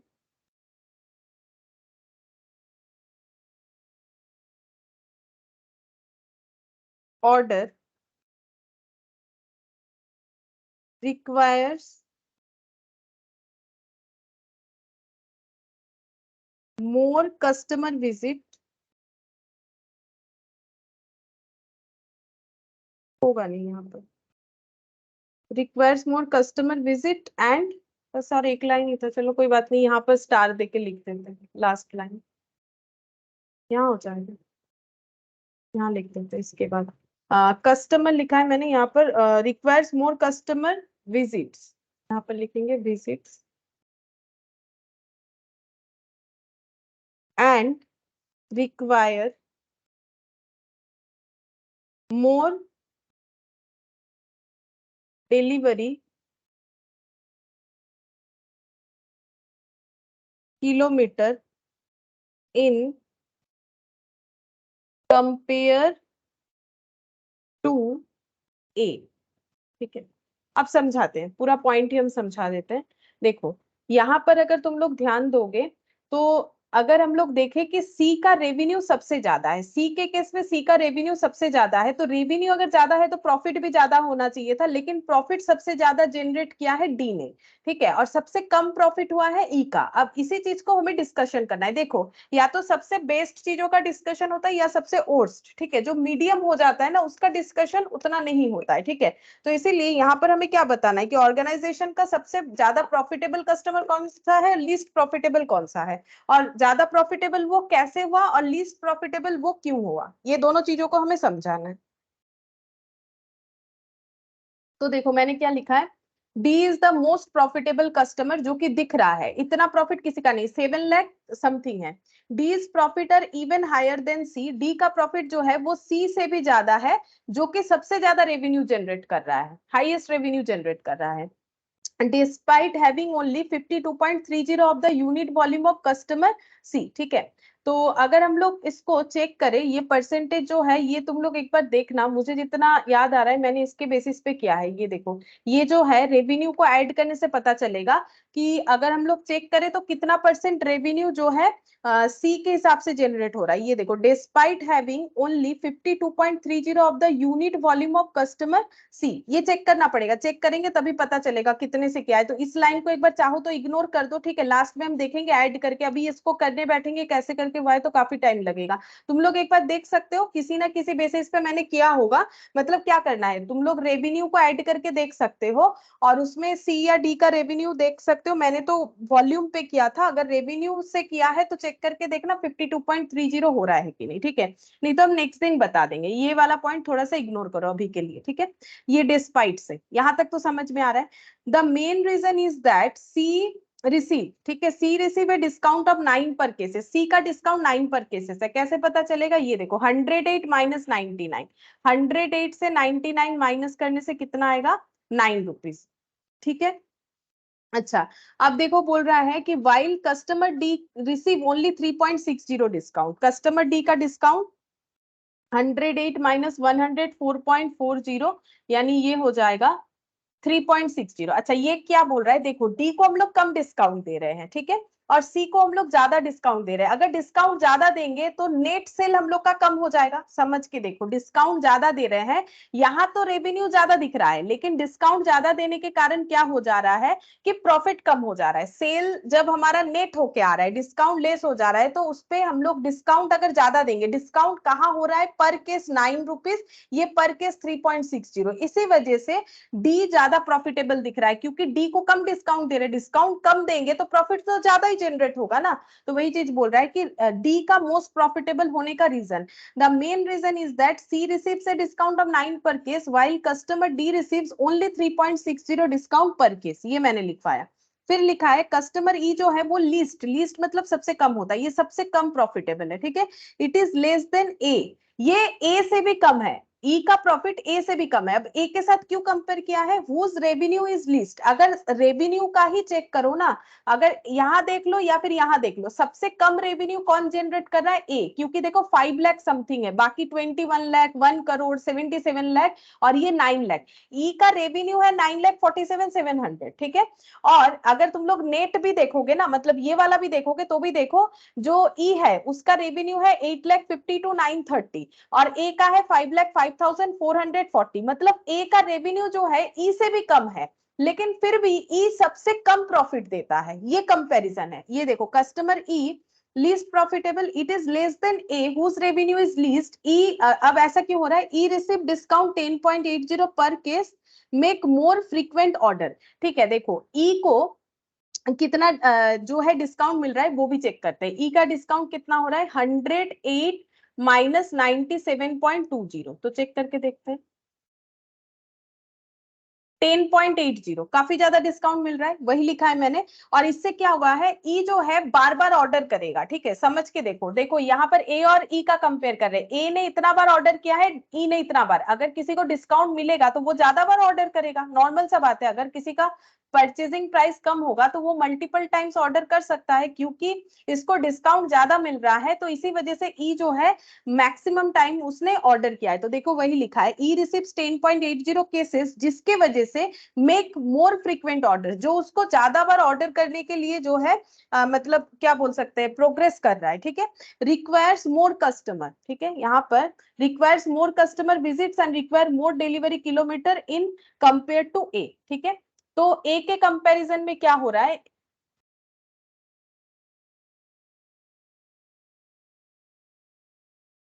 ए के कंपैरिजन में क्या हो रहा है, देखो यहाँ पर क्या है, यहाँ पर लिखा है E receives discount make more frequent order, इतना डिस्काउंट मिलने के लिए वो बार बार ऑर्डर कर रहा है, ठीक है। और यहाँ पर बोला है कस्टमर विजिट्स भी उनका बार बार हो रहा है, देखो ई का कस्टमर विजिट्स जो है 3 टाइम्स है कंपेयर टू ए, ए का 2 टाइम्स है, ई ने 3 टाइम्स विजिट किया है। More delivery kilometre in compare to A, A के हिसाब से ज्यादा किलोमीटर डिलीवरी भी हुआ है, ये देखो इनका डिलीवरी, नंबर ऑफ डिलीवरी से मल्टीप्लाई करो 20 इंटू 30 यानी 600 किलोमीटर, और 10 इंटू 20 यानी 200 किलोमीटर। मतलब इन्होंने number of delivery come place किया है, इसीलिए इनका किलोमीटर ट्रेवल भी कम हुआ है। तो ए के साथ कंपेयर करके ई का बात बताया गया, ठीक है। क्यों? क्योंकि ई सबसे कम प्रॉफिटेबल है। फिर भी देखो ई जो है वो ई का जो है ई सबसे कम प्रॉफिटेबल है, लेकिन ए का जो है रेवेन्यू सबसे ज्यादा है, ठीक है। रेवेन्यू जो है, सॉरी, रेवेन्यू जो है ई का ज्यादा है। ए और ई का कंपेयर करोगे तो ई का ज्यादा है, लेकिन उसका प्रॉफिट कम है। तो क्यों है, वही चीज यहाँ पर एक्सप्लेन किया है, ठीक है। तो एक बार पूरा पढ़ के बता देते हैं। डी जो है वो सबसे ज्यादा प्रॉफिटेबल है, ये देखो दिख रहा है। क्यों? क्योंकि इसका सी से भी ज्यादा है। सी कौन है? सी ऐसा एक कस्टमर है, यहाँ पर भी देख लो, जिसका रेवेन्यू सबसे ज्यादा है। ये यहाँ पर कितना ज्यादा, ये शायद ये या फिर इस अमाउंट पे कंपेयर करके देखा गया होगा, चेक करना पड़ेगा, ठीक है। मुझे अभी याद नहीं आ रहा है, मैंने लिख तो दिया है, देखना पड़ेगा कितने से कंपेयर करने से आता है।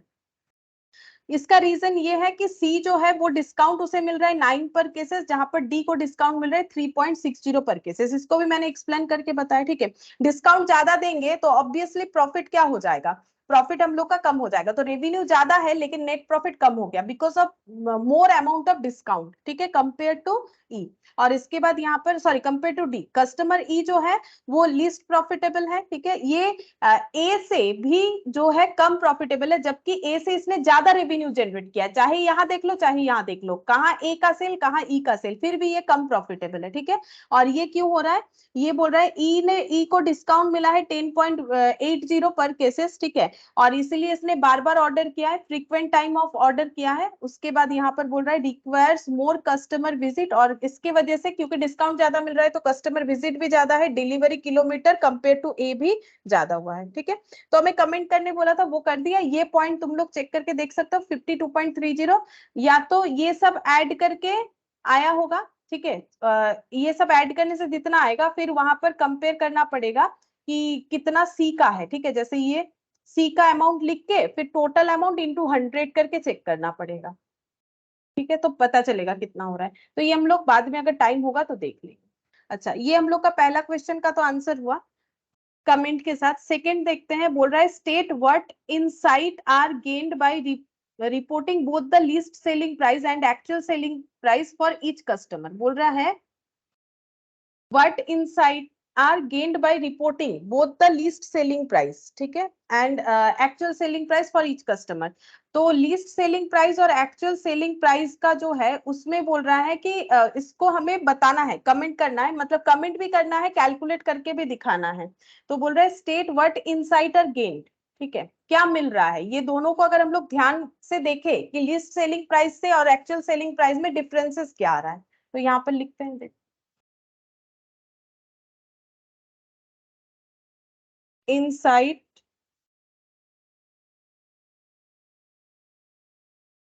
gain by reporting both the least selling price and the actual selling price for each customer।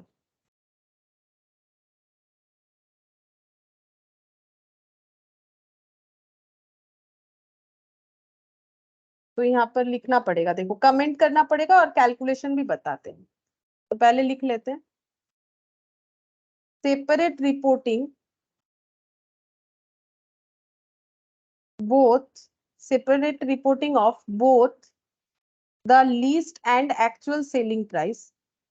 Least, अच्छा ये ना LIST होगा, लिस्ट प्राइस का बात हो रहा है।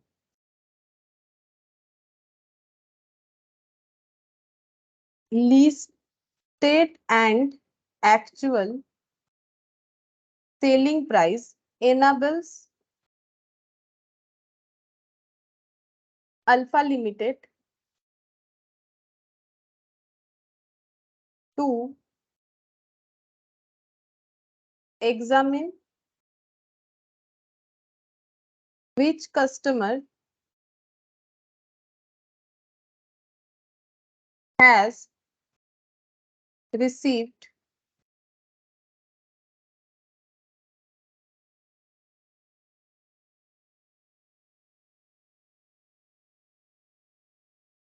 What discount per cases.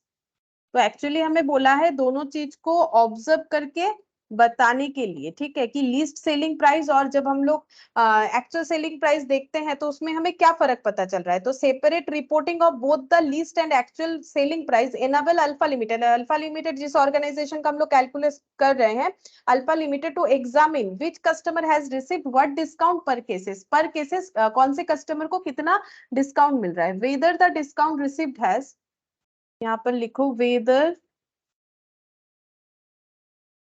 The discount received has any relationship with the sales volume.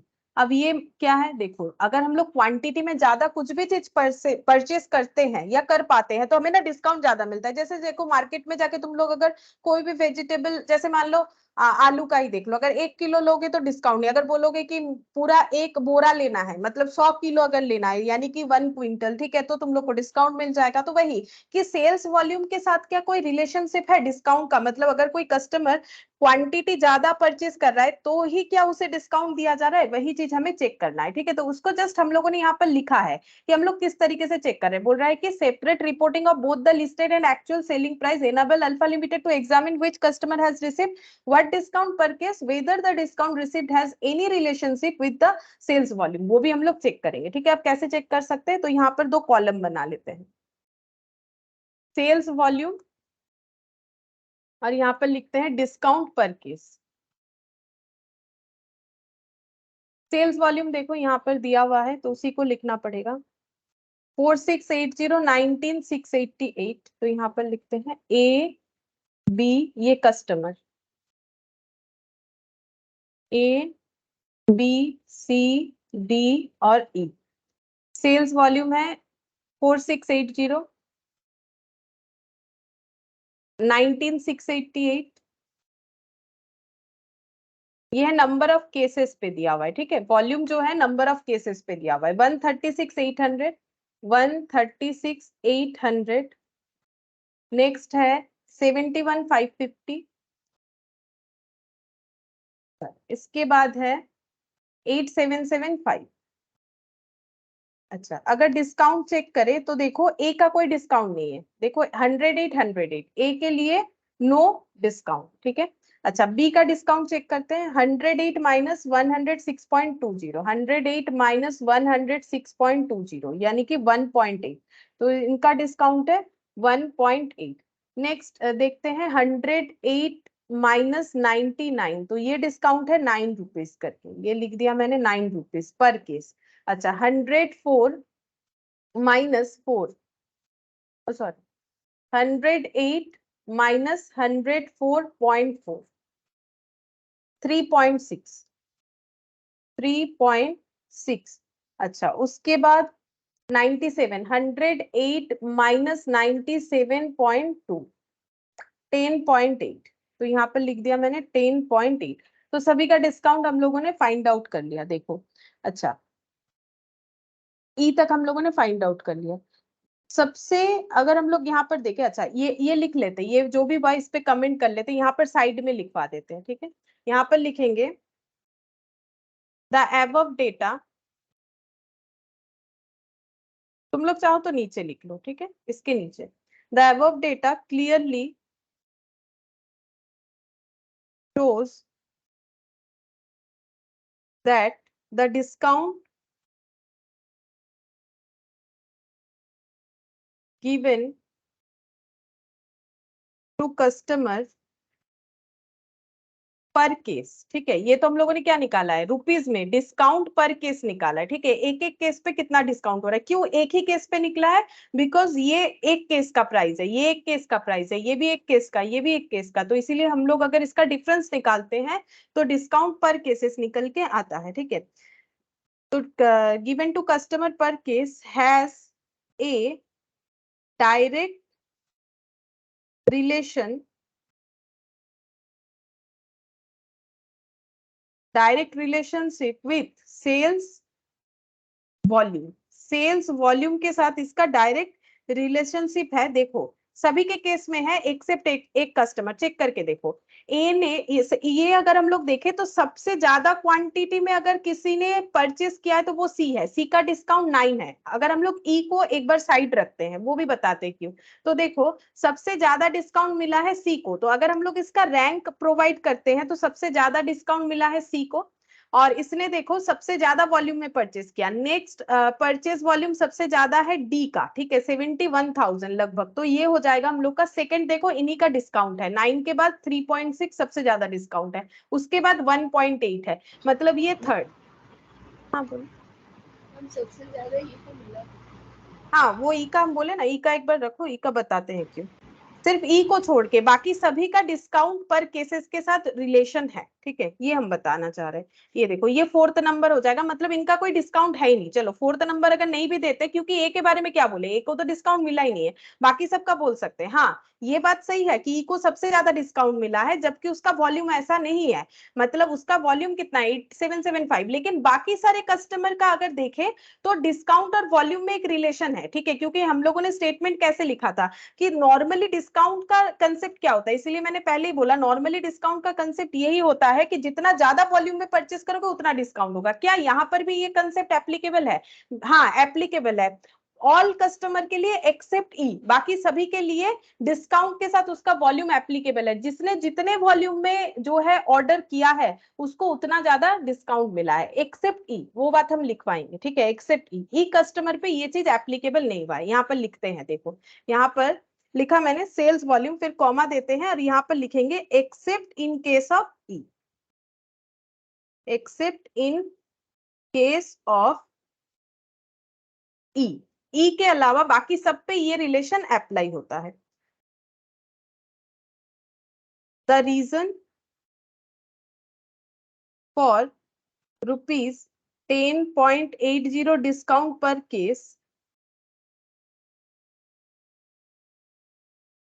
For customer E should be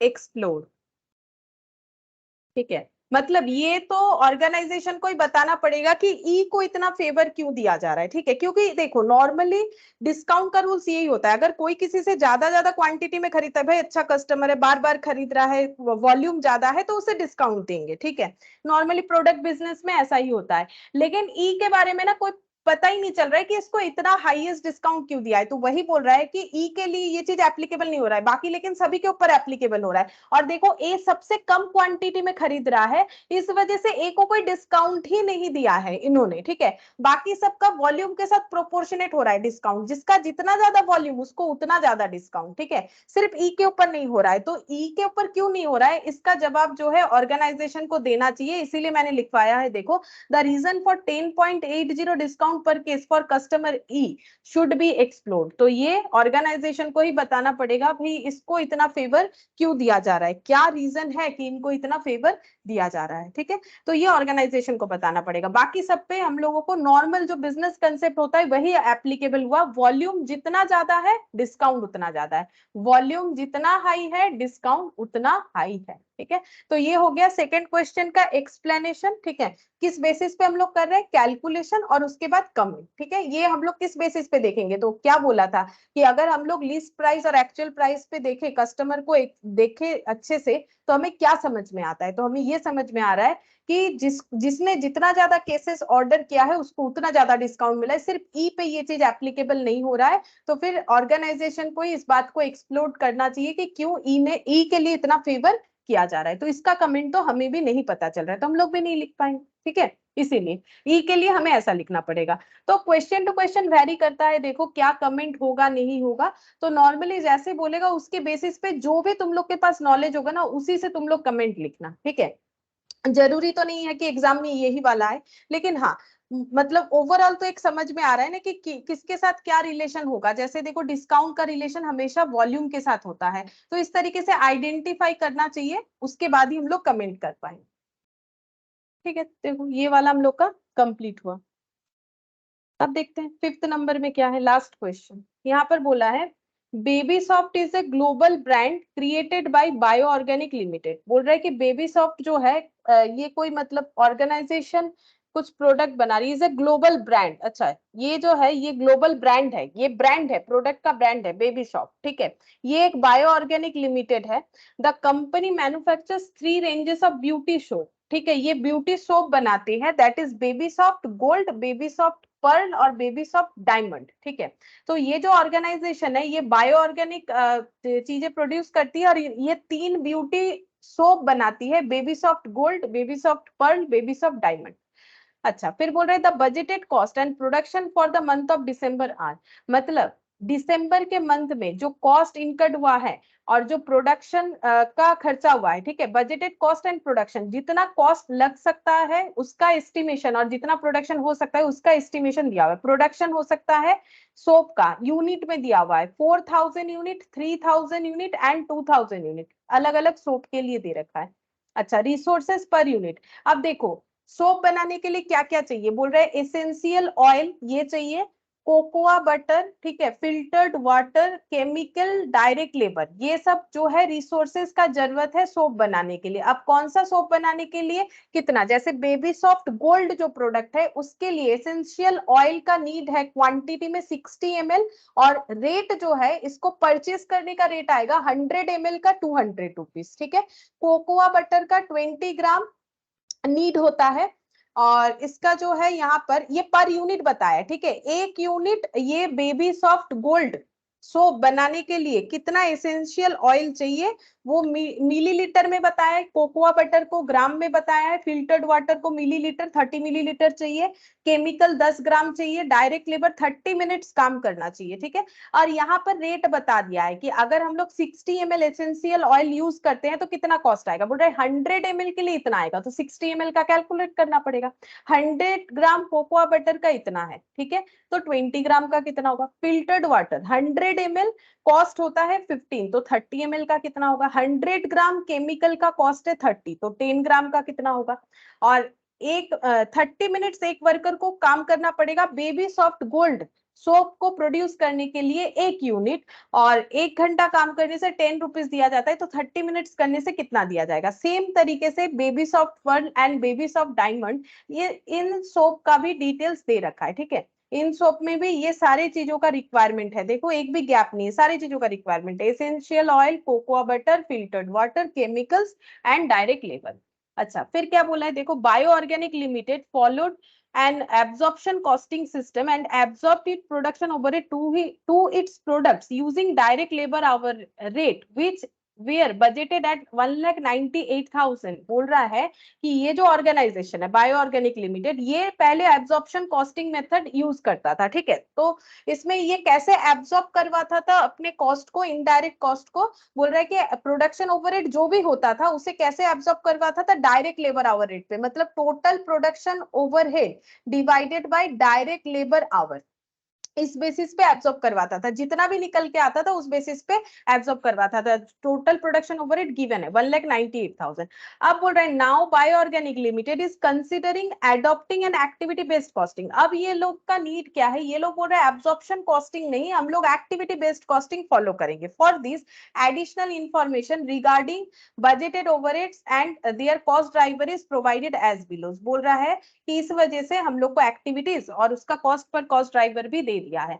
नहीं, कॉस्ट पर कॉस्ट ड्राइवर तो दिया नहीं, वो हमें कैलकुलेट करना पड़ेगा।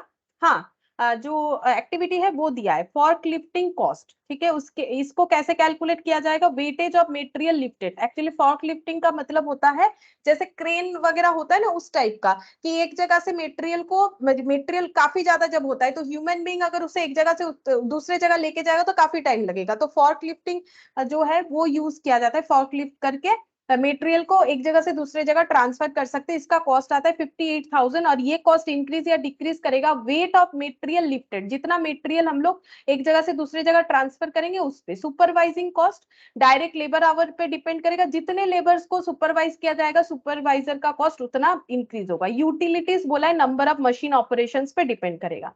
नेक्स्ट क्या बोला है, the number of machine operation per unit of production are. बोल रहे हैं मशीन ऑपरेशन कितना सारा होगा, बोल रहे हैं पर यूनिट ऑफ प्रोडक्शन, एक यूनिट प्रोडक्शन करना है अगर किसी भी तरीके का सोप, तो 5, 5 एंड 6। अच्छा, तो 5 हो जाएगा पहले सोप के लिए बेबी सॉफ्ट गोल्ड, 5 हो गया, नेक्स्ट 5 हो गया बेबी सॉफ्ट पर्ल, और नेक्स्ट 6 हो जाएगा बेबी सॉफ्ट डायमंड रेस्पेक्टिवली। ये क्या है? ये है मशीन ऑपरेशंस, ठीक है। एक यूनिट बेबी सॉफ्ट गोल्ड बनाने के लिए 5 आवर्स मशीन चलेगा, ठीक है। एक यूनिट बेबी सॉफ्ट पर्ल बनाने के लिए 5 आवर्स मशीन चलेगा। एक यूनिट बेबी सॉफ्ट डायमंड बनाने के लिए 6 आवर्स मशीन चलेगा। Consider 1 mass of 1 liter of essential oil and filtered water equivalent to 0.8 kg and 1 kg respectively। Calculate करने के लिए हम लोग को एक जो है बेस दे दिया है, बोल रहा है कि mass of 1 litre essential oil, मतलब 1 लीटर एसेंशियल ऑयल मतलब 0.8 kg मानो यहाँ पर, और 1 लीटर फिल्टर्ड वाटर को मानो 1 kg, ठीक है। ये इसीलिए बोला है ताकि हमें कैलकुलेशन करने में आसानी हो, ठीक है। तो लीटर को केजी में ट्रांसफर करके हमें बता दिया है कि कितना हमें एजम्पशन लेना है, ठीक है। फिर बोल रहा है mass of output produced is equivalent to the mass of input material taken together. बोल रहा है जितना आउटपुट प्रोड्यूस होगा वो है इक्विवेलेंट, मतलब बराबर, इक्वल है to the mass of input material taken together. जितना इनपुट देंगे उतना ही आउटपुट आएगा, ये पॉइंट यहाँ पर बताया है। इस चीज को ब्रैकेट में दे दिया है, मतलब ये हमें ध्यान में रख के क्वेश्चन करना है। अब देखते हैं क्वेश्चन क्या बोला है। बोल रहे प्रिपेयर ए स्टेटमेंट, एक स्टेटमेंट बनाना है showing the unit cost and total cost of each product using the absorption costing method. पहले एब्जॉर्प्शन कॉस्टिंग मेथड से हम लोगों को हर एक प्रोडक्ट का यूनिट कॉस्ट और टोटल कॉस्ट निकाल के दिखाना है। एब्जॉर्प्शन कॉस्टिंग मतलब जो ओल्ड मेथड ये लोग फॉलो कर रहे थे, यानी ये वाला, ये 1,98,000 divided by direct labour our करके हमें देखना पड़ेगा कि कितना एब्जॉर्प्शन कॉस्टिंग का रेट आ रहा है, और उसी बेसिस पे हमें कैलकुलेट करना पड़ेगा। मतलब हम लोग जब एक्टिविटी बेस्ड कॉस्टिंग स्टार्ट किए थे तो एकदम क्वेश्चन 1 जो हम लोग किए थे, इलास्ट्रेशन 1, 2, उस टाइप का क्वेश्चन है। तो यहाँ पर करते हैं, पहले हमें कैलकुलेट करके देना है ट्रेडिशनल एब्जॉर्प्शन कॉस्टिंग मेथड से, ठीक है। तो हम यहाँ पर ना हेडिंग कर देते हैं ताकि तुम लोग को पता चले कि कौन सा मेथड करे, बाद में तुम लोग इसको और भी अच्छे से लिख सकते हो। ट्रेडिशनल एब्जॉर्प्शन कॉस्टिंग मेथड हम लोग यहाँ पर फॉलो करें, तुम लोग इसको बाद में कंप्यूटेशन ऑफ ये सब लिख सकते हैं। तो यहाँ पर लिख लेते हैं गोल्ड, ठीक है, और बेबी सॉफ्ट नहीं लिख रहे, डायरेक्ट गोल्ड, पर्ल और डायमंड टोटल ऐसे करके नाम लिख रहे हैं। तुम लोग पूरा नाम लिख लेना, ठीक है। अच्छा, यहाँ पर लिखेंगे पहले production of soap unit. Unit में देखते हैं कौन सा सोप कितना यूनिट प्रोड्यूस करने का बात हुआ है, क्योंकि हम लोग को per unit as well as total भी निकालने के लिए बोला। 4,000, 3,000, 2,000 लिख लेते हैं। 4,000, 3,000 और 2,000, तो ये हो गया 9,000 टोटल यूनिट में, ठीक है। अच्छा, अब हम लोग निकालेंगे यहाँ पर डायरेक्ट क्या क्या खर्चा लगेगा। यहाँ पर देखो, हम लोग को तो कैलकुलेट करना है डायरेक्ट लेबर आवर पे, ठीक है। तो यहाँ पर लिखते हैं डायरेक्ट लेबर आवर कितना चाहिए यूनिट बेसिस पे, ये गिवन है, लिख लेते हैं direct labour per unit, direct labour hour, hour नहीं है एक्चुअली, टाइम मतलब मिनट्स में है, डायरेक्ट लेबर पर यूनिट लिख लेते हैं मिनट्स में। 30, 40, 60, 30 मिनट्स, 40 मिनट्स और 60 मिनट्स, इतना इतना टाइम लगेगा एक यूनिट प्रोड्यूस करने में। और direct labour hour for total unit, total unit के लिए कितना लेबर आवर लगेगा। अब ये क्यों कैलकुलेट कर रहे हैं, बिकॉज एब्जॉर्प्शन कॉस्टिंग को हमें कैसे निकालना है, ट्रेडिशनल मेथड जो ये लोग फॉलो कर रहे थे वो निकालना है इनको डायरेक्ट लेबर आवर रेट पे, ठीक है। तो इसका मतलब अगर हम लोग यहाँ पर ओवरहेड रेट को निकालना चाहते हैं एब्जॉर्प्शन मेथड पे, तो हमें यहाँ पर क्या लिखना पड़ेगा, टोटल प्रोडक्शन ओवरहेड, जो कि क्वेश्चन में गिवन है, ये रहा 1,98,000, और नीचे क्या करना पड़ेगा डायरेक्ट लेबर आवर, ठीक है। अब देखो टोटल प्रोडक्शन ओवरहेड कितना है 1,98,000, मतलब ये तीनों टाइप ऑफ सोप को प्रोड्यूस करने के लिए खर्चा आ रहा है, तो डायरेक्ट लेबर आवर भी टोटल होना चाहिए। टोटल मतलब तीनों सोप को प्रोड्यूस करने में कितना लेबर आवर लग रहा है, वही हम यहाँ पर कैलकुलेट कर रहे हैं, ठीक है। तो 1 यूनिट के लिए 30 मिनट्स लगता है, तो 4,000 यूनिट के लिए कितना टाइम लगेगा वो हम लोग कैलकुलेट करेंगे। तो देखो 1 यूनिट के लिए 30 मिनट्स, तो 4000 यूनिट के लिए ज्यादा लगेगा, 4000 इंटू 30 मिनट्स, ठीक है। और अगर इस मिनट्स को हम लोग 60 मिनट से डिवाइड कर देंगे तो हमें आवर्स में आंसर मिल जाएगा, जो हमें कैलकुलेशन करने के लिए आसान रहेगा। तो ये देखो 40 मिनट्स लगता है 1 यूनिट बनाने के लिए, तो 3000 यूनिट बनाने के लिए ज्यादा लगेगा, ज्यादा यानी मल्टीप्लाई होगा, और 60 मिनट से डिवाइड कर देंगे, क्योंकि 60 मिनट्स मतलब 1 आवर होता है, तो हम लोग का कैलकुलेशन आसान हो जाएगा।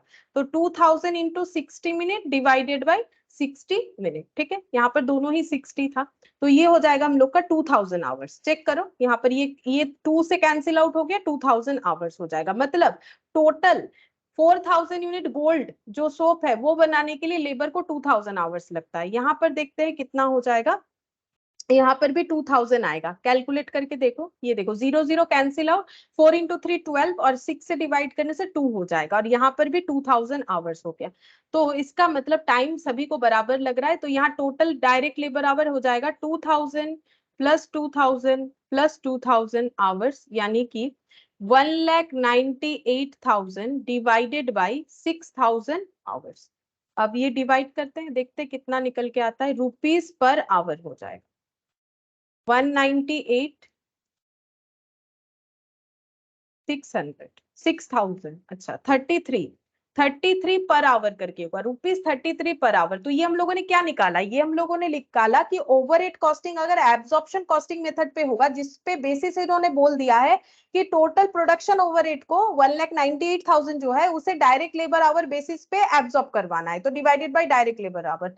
तो क्योंकि ये टोटल प्रोडक्ट का कॉस्ट दिया हुआ है, तो divided by total labour our देना पड़ेगा। तो उसके लिए हमारे पास जो इंफॉर्मेशन था उससे हम लोगों ने टोटल डायरेक्ट लेबर आवर निकाल लिया। हमें इंफॉर्मेशन दिया हुआ था 1 यूनिट बनाने में लेबर को कितना टाइम लगता है, तो हम लोग 4000 3000 और 2000 बनाने का कैलकुलेट कर चुके हैं, और आंसर को हम लोगों ने आवर में ट्रांसफर कर लिया, क्योंकि मिनट्स में करने में टाइम लगेगा, ठीक है, मिनट्स में भी कर सकते हैं लेकिन उसमें टाइम लगेगा, और वो करे ही क्यों, आवर्स में हम लोग का आसानी से आंसर आएगा।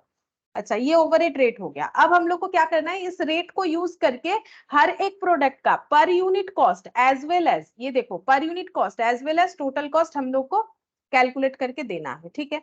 तो हम लोग यहाँ पर कैलकुलेट कर लेते हैं यूनिट कॉस्ट, यूनिट कॉस्टिंग करेंगे, मतलब पर यूनिट कॉस्ट निकालेंगे, पीछे ही कर लेते हैं, यहाँ पर नहीं हो पाएगा। गोल्ड, पर्ल और डायमंड, तो क्या क्या कॉस्ट लगेगा, यहाँ पर देखो क्या क्या कॉस्ट लगेगा। डायरेक्ट लेबर, और ये सब क्या है, ये सब मेटेरियल है, ये सब तो मेटेरियल है ना, essential oil, cocoa butter, filtered water और केमिकल, ये सब मेटेरियल है। तो डायरेक्ट लेबर और डायरेक्ट मेटेरियल यहाँ पर लिखते हैं पहले, डायरेक्ट लेबर रुपीज में चेक करेंगे कितना होगा, और डायरेक्ट मेटेरियल, तो लेबर तो यहीं पर कैलकुलेट हो जाएगा, मेटेरियल में थोड़ा टाइम लगेगा। एक यूनिट का निकालेंगे, तो देखो लेबर का कैसे निकालेंगे, 30 मिनट्स काम करना है, और 1 आवर यानी 60 मिनट काम करने से 10 रुपीज दिया जाता है। तो नॉर्मल यूनिटरी मेथड करो, देखो 60 मिनट्स काम करने पे 10 रुपीज दिया जाता है, 60 मिनट्स यानी 1 आवर लिखा हुआ है, तो 30 मिनट्स काम करने पे कितना दिया जाएगा, तो 1 मिनट के लिए 10/60, और 30 मिनट्स के लिए 10/60 इंटू 30, मतलब सीधा सीधा बात है कि 5 रुपीज मिलेगा, क्योंकि देखो 1 घंटे के लिए 10 रुपया, तो 30 मिनट के लिए जो कि आधा होता है ना, 30 मिनट मतलब आधा घंटा, तो फिर 5 रुपया होना चाहिए, देखो चेक करके उतना ही आएगा, 10/60 इंटू 30 करके देख लो, जितना आएगा उतना ही आंसर होगा, ₹5, ठीक है। नेक्स्ट देखते हैं, 60 मिनट के लिए फिर से वही 10 रुपीज, ये तो फिक्स्ड ही है, मतलब 10/60 ये हम लोग का फिक्स्ड हो जाएगा, और जितना टाइम लग रहा है वो मल्टीप्लाई करना पड़ेगा 40 मिनट्स। तो इसमें आंसर आता है, ये कितना, 0 0 कैंसिल आउट हो जाएगा, ये हम लोग का पॉइंट में आएगा मुझे जितना लग रहा है, 40 डिवाइडेड बाई 6.67, ठीक है, 6.67। और डायमंड उसके केस में भी 10/60, लेबर का ये जो पेमेंट का आवरली बेसिस है वो सभी प्रोडक्ट के लिए सेम है, बस प्रोडक्ट को प्रिपेयर करने के लिए लेबर आवर्स जो है चेंजेस हो रहा है, 30 मिनट्स 40 मिनट्स एंड इस केस में 60 मिनट। तो इसको तो 60 मिनट्स मतलब ये हो गया हम लोग का 1 आवर, तो इनको तो 10 रुपीज ही देना पड़ेगा। अब हम लोगों को मेटेरियल का कैलकुलेशन करना पड़ेगा, अलग से कैलकुलेशन कर लेते तो पता चल जाएगा। मेटेरियल के लिए वर्किंग नोट बना लेंगे, तो यहाँ पर मेटेरियल का कॉस्ट लिखेंगे, ऐड कर लेंगे, तो यहाँ आ जाएगा प्राइम कॉस्ट। फिर इसमें ऐड करेंगे प्रोडक्शन ओवरहेड, ठीक है। प्रोडक्शन ओवरहेड कैलकुलेट करेंगे, कैलकुलेट करने से जो भी आएगा उससे हम लोग यहाँ पर जो आ जाएगा कॉस्ट पर यूनिट आ जाएगा। फिर हम लोग इसका टोटल कॉस्ट निकालेंगे, टोटल कॉस्ट यूनिट के साथ मल्टीप्लाई करके। तो मैंने स्पेस एक बार आइडेंटिफाई कर लिया कि कितना मुझे चाहिए, ठीक है। तो यहाँ हम वर्किंग नोट बना सकते हैं। वर्किंग नोट कैलकुलेट करेंगे मेटेरियल को, मेटेरियल का कॉस्ट कितना है, तो गोल्ड पर्ल और डायमंड, ये मैंने शॉर्ट में ही लिख दिया, गोल्ड पर्ल और डायमंड। अब देखो क्या क्या मटेरियल है, essential oil, cocoa butter, filtered water. तो यहाँ लिखते हैं essential oil, essential oil rupees में कैलकुलेट करेंगे। कोकोआ बटर,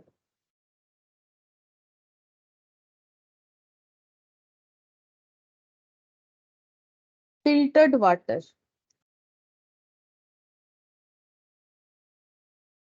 ये भी रुपीज में निकालेंगे, ये भी रुपीज में निकालेंगे, और केमिकल्स। अच्छा, अब कैलकुलेट करना पड़ेगा, कैसे करेंगे, जो डेटा गिवन है ये देखो, 60 ml एसेंशियल वाटर के, वाटर का नीड होता है 1 यूनिट गोल्ड बनाने के लिए। 100 ml का है 200 रुपए, ठीक है। तो 100 ml अगर 200 रुपए है, तो देखो यूनिटरी मेथड, अगर 100 ml 200 रुपीज है, तो 1 ml कम होगा, कम होने से डिवाइड होता है, ठीक है। और 60 ml का कितना होगा, तो 200 डिवाइडेड बाई 100 इंटू 60, ठीक है, यही करना है। तो यहाँ पर लिख लेते हैं 200 डिवाइडेड बाई 100 इंटू 60, तो ये हो जाएगा 120 रुपीज। ऐसे करके हम लोग पर्ल का भी निकाल लेंगे। तो ये रहा 300 जो है, 300 डिवाइडेड बाई 100, जैसे लिखा हुआ है वैसे लिखने से ही हो जाएगा। ये देखो 300 divided by 100 into, same unitary method से ही करना है, इंटू 55, ठीक है।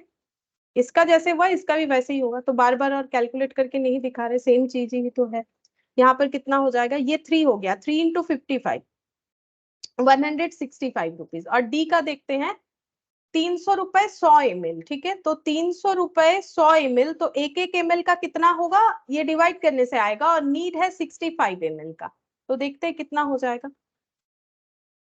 3 इंटू 65, 195 रुपीज। कोकोआ बटर का देखते हैं, कोकोआ बटर जो है 100 ग्राम 200 रुपए, 20 ग्राम का जरूरत है, तो 200 बाई 100 इंटू 20, तो ये हो गया 40 रुपीज का कोकोआ बटर चाहिए। अच्छा, यहाँ पर देखते हैं 200 बाई 100 इंटू 20, 200 बाई 100 इंटू 20, इसमें भी उतना ही है, तो ये हो जाएगा हम लोगों का 40 रुपीज। अच्छा, ये वाला भी वही है 200, ये देखो ये सब में एक ही आएगा, हर जगह पे 20 ग्राम का ही कोकोआ बटर का नीड है, और हर जगह पे कॉस्ट भी वही है, मतलब same type of raw material use हो रहा है, कोई वेराइटीज नहीं है कोकोआ बटर का। देखो यहाँ पर भी जो प्राइस है, यहाँ भी वही है, यहाँ भी वही है, और रिक्वायरमेंट भी हर जगह पे एक ही है, तो सभी में आंसर सेम आना चाहिए, सभी में आंसर सेम आ जाएगा। तो यहाँ भी वही 40 रुपीज ही आएगा, 40 रुपीज। नेक्स्ट यहाँ पर फिल्टर्ड वाटर, इसके लिए देखते हैं 100 ml 15 रुपए, हमें निकालना है 30 ml का, तो 100 ml 15 रुपए, तो 15 बाई 100 इंटू 30, तो ये हो जाएगा हम लोग का 4.5 आ रहा है, चेक करके देख लो। ये हो गया 450 डिवाइडेड बाई 100, है ना। अच्छा, उसके बाद फिल्टर्ड वाटर का देखते हैं, वही सेम प्राइस है, इसमें भी 30 ml, इसमें भी 30 ml चाहिए, ठीक है। क्वेश्चन आसान है, देखो कैलकुलेशन हमें बार बार लिखना जरूर पड़ रहा है, लेकिन सभी में एक ही जैसा होगा, क्योंकि इसमें भी एक ही जैसा नीट है। मतलब जो जिस तरह का रॉ मटेरियल दिया जा रहा है, हर सोप में ही same type of filtered water दिया जा रहा है, 100 ml 15 रुपीज वाला, और नीड भी 30 ml का ही है हर एक जगह पे, तो 4.5 करके ही कैलकुलेट हो गया। अब केमिकल का देखते हैं, केमिकल का है 100 ग्राम 30 रुपीज, और 10 ग्राम चाहिए, 100 ग्राम 30 रुपीज, 30 बाई 100 इंटू 10, तो ये हो जाएगा हम लोग का 0 0 कैंसिल, 3 रुपीज हो गया।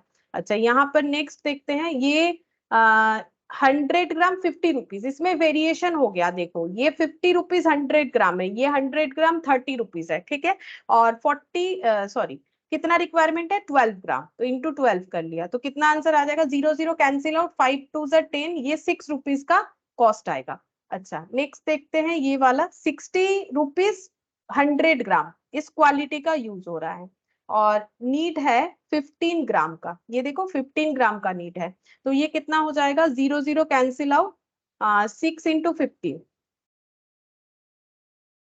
6 × 15 डिवाइडेड बाई 10, 9 रुपीज होगा, ठीक है, 9 रुपीज। अब अगर हम लोग ये सब टोटल कर लेते हैं तो हमें कॉस्ट पता चल जाएगा, टोटल करते हैं, देखो 195 plus 40 rupees, 195 plus 40 plus 4.5 plus 9 rupees, तो ये हो गया 248.5।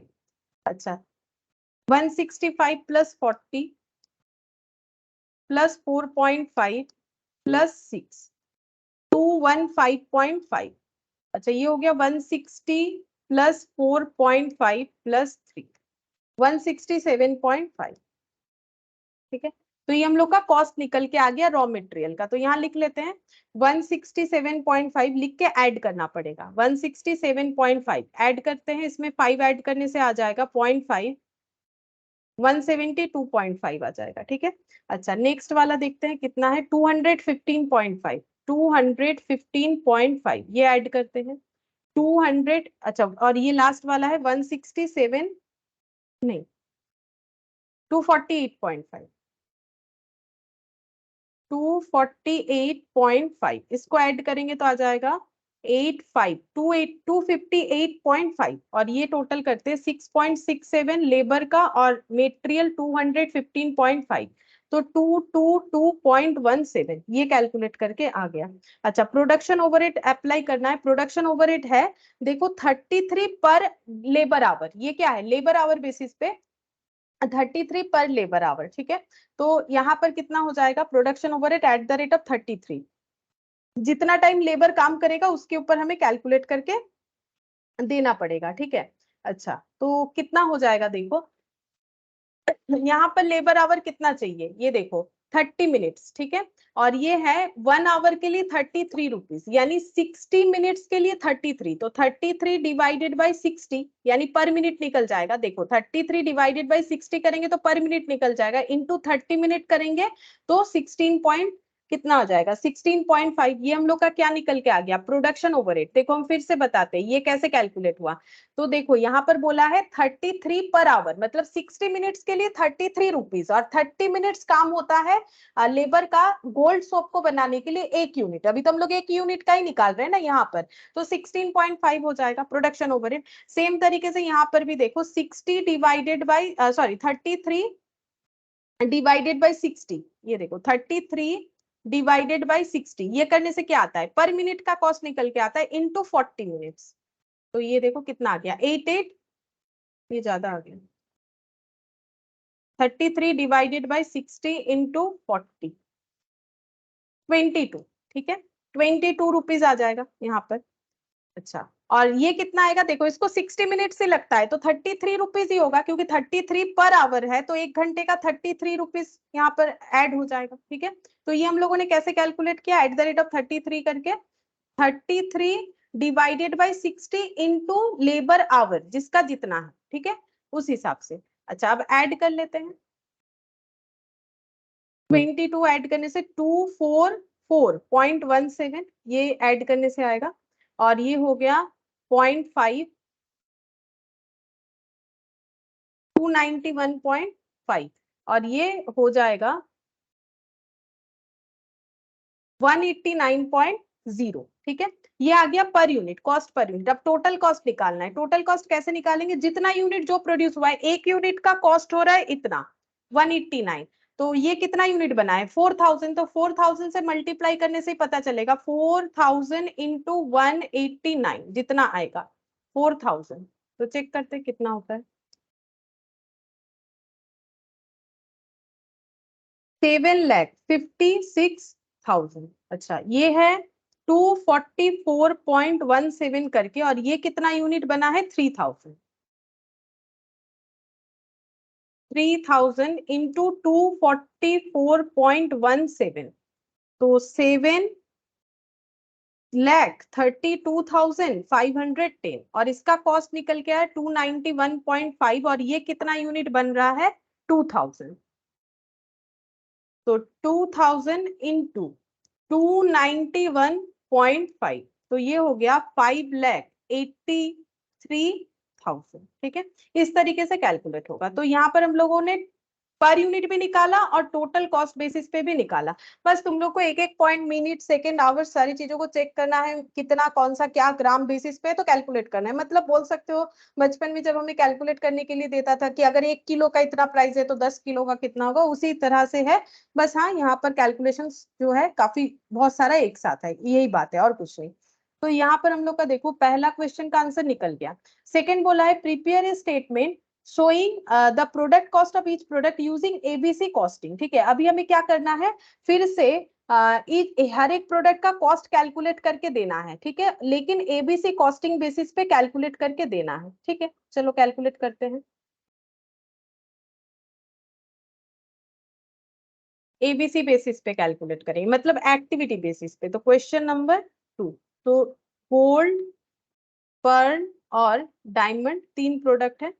यहाँ पर लिखते हैं डायरेक्ट लेबर का कॉस्ट जो है वो तो एज इट इज रहेगा। हम लोग पहले यूनिट बेसिस पे निकालते हैं, direct labour cost per unit. ठीक है, ये तो उतना ही रहेगा। सिर्फ इनडायरेक्ट कॉस्ट को तो हम लोग एबीसी कॉस्टिंग में करेंगे ना, इनडायरेक्ट कॉस्ट का ही तो हम लोग पढ़ रहे हैं। तो डायरेक्ट लेबर 5, 6.67 और 10, यहाँ पर लिख लेते हैं 5, 6.67 और 10। डायरेक्ट कॉस्ट में तो कोई चेंजेस नहीं होता है। और direct material cost per unit, तो ये भी हम लोगों ने कैलकुलेट कर लिया है। जस्ट देख देख के लिखना, तुम लोग अपने कॉपी से लिख सकते हो। 167.5, 215.5, 167.5, 215.5 और 248, और ये सब का टोटल करने से जितना आएगा जस्ट देख देख के कॉपी पेस्ट कर दो। हम भी कॉपी पेस्ट ही कर रहे हैं, कैलकुलेट करने का और क्या जरूरत है। Prime cost 172.5, 222.17। अच्छा, नेक्स्ट हो जाएगा 258.50। एक बार चेक कर लेते हैं, 258.50, 221.17 और 172.5 हो गया। अब यहाँ पर क्या करना है, प्राइम कॉस्ट मिल गया। अब जो ओवरहेड को ऐड करना है वो हमें ऐड करना है cost per cost driver basis पे। ठीक है, तो सबसे पहले एक्टिविटी वाइज करेंगे, तो कॉस्ट पर कॉस्ट ड्राइवर भी निकालेंगे। एक्टिविटी के हिसाब से फॉर्क लिफ्टिंग कॉस्ट है, तो सबसे पहले लिखेंगे फॉर्क लिफ्टिंग कॉस्ट।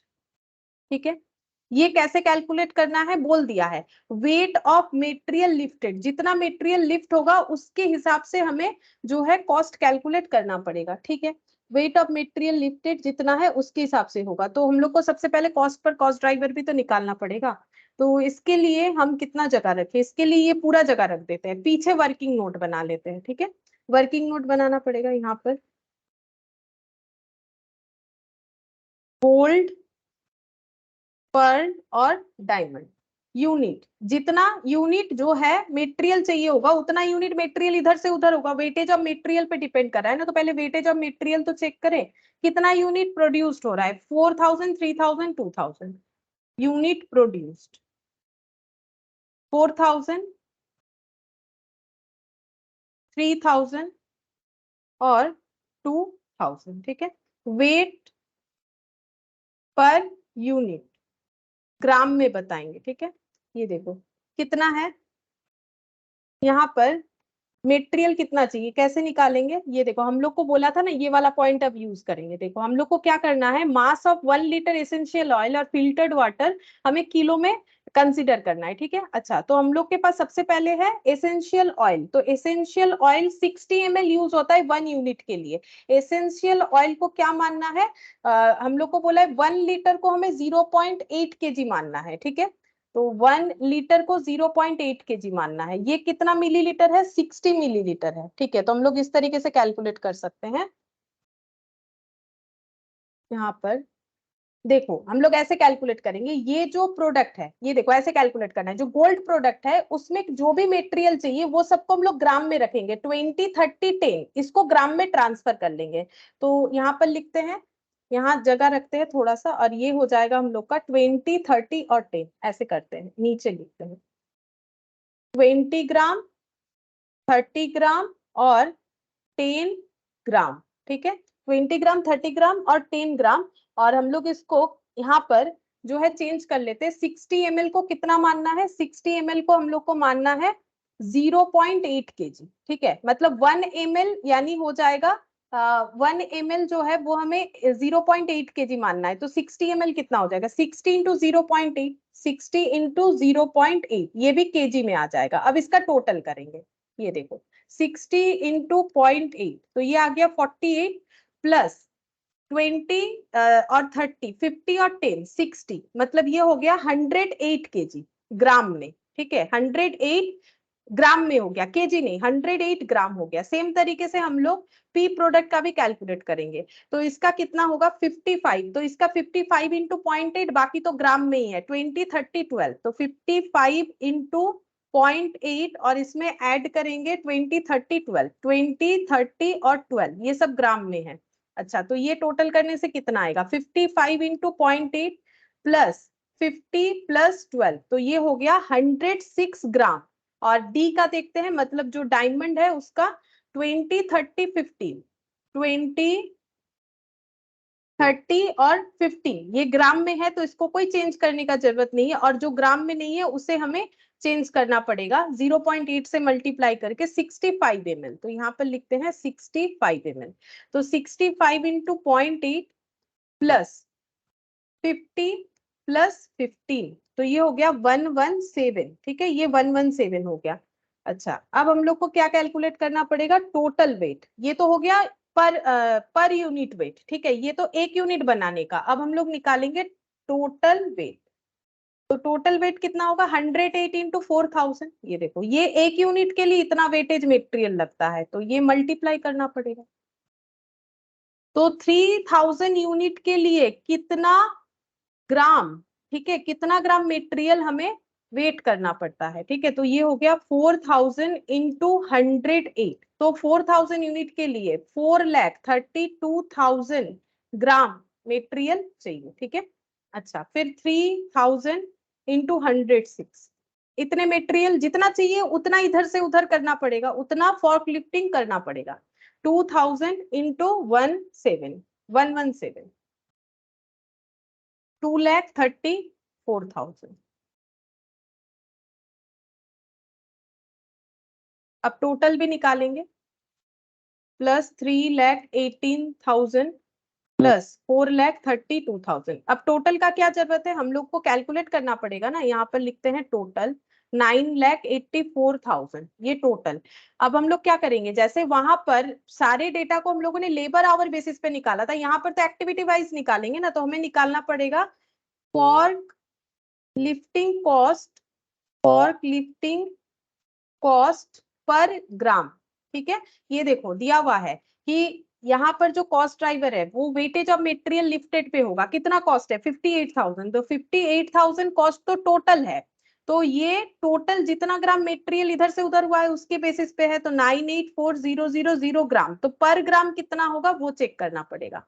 तो 58,000 डिवाइडेड बाई 9,84,000, तो ये हो गया कुछ इतना आ रहा है, 0.058 है, तो हम इसे 6 कर देते हैं, रुपीज इतना पर ग्राम, ठीक है। अब ये वाला कॉस्ट क्या करना पड़ेगा, ये वाला कॉस्ट हमें यहाँ पर अप्लाई करना पड़ेगा, ठीक है, जैसे अभी हम लोग कर रहे थे, इसके पहले भी ऐसा क्वेश्चन किया हुआ है हम लोग का।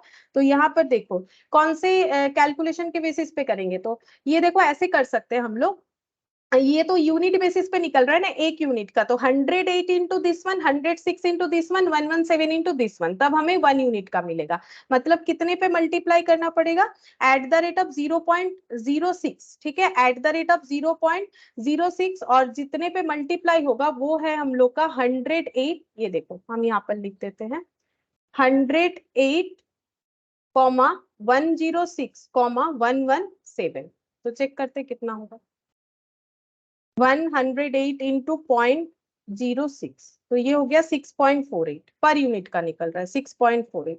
अच्छा 106 इंटू 0.06, तो ये हो गया 6.36, और उसके बाद 117 इंटू 0.06, तो ये हो गया 7.02। ठीक है।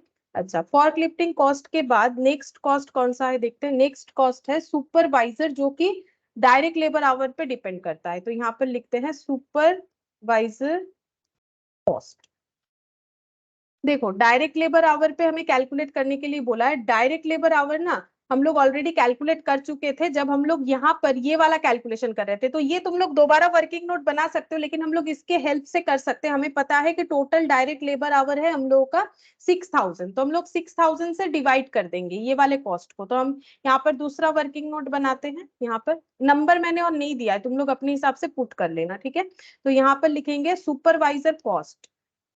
Supervisor cost per labour our, पर लेबर आवर कितना हो जाएगा। कॉस्ट है हम लोग का 60,000, और डायरेक्ट लेबर आवर पहले हम लोगों ने निकाला था वहीं से लिख ले रहे हैं, क्योंकि सेम प्रोसेस में ही तो निकालना पड़ेगा, तो दोबारा और नहीं करवा रहे हम। ₹10 पर आवर। ठीक है, तो ₹10 पर आवर, और 1 यूनिट बनाने के लिए कितना टाइम लगता है वो तो हमें क्वेश्चन में गिवन है। 1 यूनिट बनाने के लिए कितना टाइम लगता है, तो उसी बेसिस पे अप्लाई करना पड़ेगा। तो ये देखो 1 यूनिट बनाने के लिए जितना टाइम लगेगा, तो देखो यहाँ पर बोला है 10 आवर्स 30 मिनट्स लगता है। ठीक है, 30 मिनट्स लगता है, तो सुपरवाइजर कॉस्ट हम लोगों ने कितना निकाला है। सुपरवाइजर कॉस्ट हम लोगों ने निकाला है आवरली बेसिस पे ₹10। ठीक है, तो यहाँ पर लिखते हैं @10 पर आवर।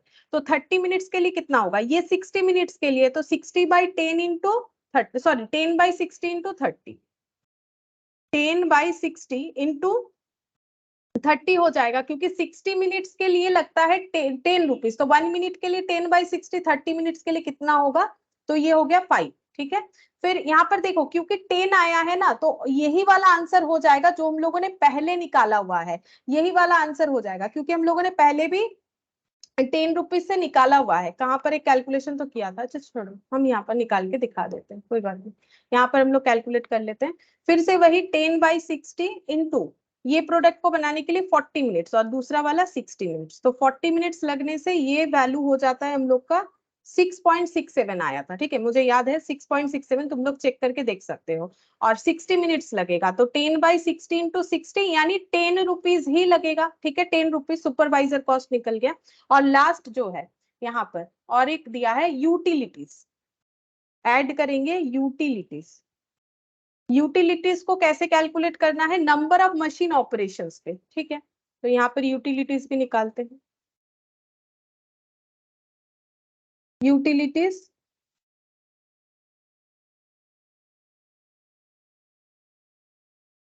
पर मशीन ऑपरेशन, तो कॉस्ट तो दिया हुआ है कितना 80,000, और नंबर ऑफ मशीन ऑपरेशन कितना है वो हमें ना नीचे क्वेश्चन में बताया था कि 1 यूनिट बनाने के लिए 5 एंड 6 आवर्स लगता है। ठीक है, तो ये हम लोग कैसे कैलकुलेट करेंगे, तो टोटल कितना टाइम लगेगा। देखो 5 आवर्स लगता है 1 यूनिट बनाने के लिए। कौन सा product, gold, Baby Soft gold, तो बेबी सॉफ्ट गोल्ड एक्चुअली कितना यूनिट बना है 4000, तो इंटू 4000 कर दो। ठीक है, अच्छा प्लस यहाँ पर टोटल करना पड़ेगा ना। फिर यहाँ पर देखो 5 आवर्स लगा है, फिर से बोला है 5 आवर्स लगता है 1 यूनिट के लिए, तो कितना यूनिट पर बना है 3000, तो यहाँ पर 3000 से मल्टीप्लाई कर देंगे। और नेक्स्ट देखते हैं 6। ठीक है, 6 बेबी सॉफ्ट डायमंड, तो डायमंड कितना यूनिट बन रहा है, तो डायमंड बन रहा है 2000, तो यहाँ पर कैलकुलेट करने से पता चल जाएगा कितना होगा 80,000। और ये हो जा रहा है, हम लोग अगर इसको कैलकुलेट कर लेते हैं 20,000 प्लस 15,000 प्लस 12,000, 47,000। 47,000 से डिवाइड करना पड़ेगा। 47,000 क्या आया है, 47,000 मशीन आवर, मशीन ऑपरेशन। ठीक है, डिवाइड करो 80,000 डिवाइडेड बाई 47,000, तो 1.7 ये अप्रोक्सीमेटली लिख सकते हैं @1.7। 1.70, ठीक है, @1.70 करके होगा। तो यहाँ पर लिखते हैं यूटिलिटीज @1.70 पर मशीन ऑपरेशन हमें अप्लाई करना पड़ेगा। ये मैंने शॉर्ट में लिखा है, ठीक है, पर मशीन ऑपरेशन। अब देखते हैं कितना सारा मशीन ऑपरेशन होगा, वो हमें दिया हुआ था 5, 5 और 6। ये देखो हमारा कितना सारा मशीन ऑपरेशन रिक्वायर्ड है, 5, 5, 6 number of machine operation per unit के लिए। तो 5 इंटू 1.7, 5 इंटू 1.7 एंड 6 इंटू 1.7, ठीक है। और इस पे कैलकुलेशन करते हैं, देखते हैं कितना आता है। ये हो जाएगा 8.5, किंतु क्योंकि 17 5 से 85 होता है, 8.5 हो गया, ये 8.5 हो गया, और ये हो जाएगा 102 यानी 10.2, ठीक है। अब अगर हम लोग टोटल करेंगे तो यूनिट कॉस्ट मिल जाएगा। चलो टोटल कर लेते हैं। टोटल करने से कितना आ रहा है चेक करते हैं। 172.5 प्लस 6.48 प्लस 5 प्लस 8.5, तो ये आ रहा है 192.48, 192.48। नेक्स्ट देखते हैं यहाँ पर 222.17 प्लस 6.36 प्लस 6.67 प्लस 8.5, 243.7, और 10.2 और 10, 20.2, 20.2 प्लस 7.02 प्लस 258.50, 285.72, 285.72 ये पर यूनिट आ गया। और टोटल भी निकालने के लिए बोला था, तो टोटल निकाल लेते हैं। टोटल कॉस्ट कैसे निकालेंगे, सिंपल, इसमें मल्टीप्लाई करेंगे, कितना यूनिट प्रोड्यूस हुआ है 2000, तो इसमें 2000 मल्टीप्लाई करो तो 5,71,440 हो जाएगा। इसमें 3000 था शायद, चेक करते हैं 3000 था कि नहीं। हाँ 3000, और लास्ट वाला 4000 है। 3000, ये हो गया 7,31,100, और ये 4000, 192.48 इंटू 4000, तो 7,69,920, ये टोटल कॉस्ट निकल के आ गया, ठीक है।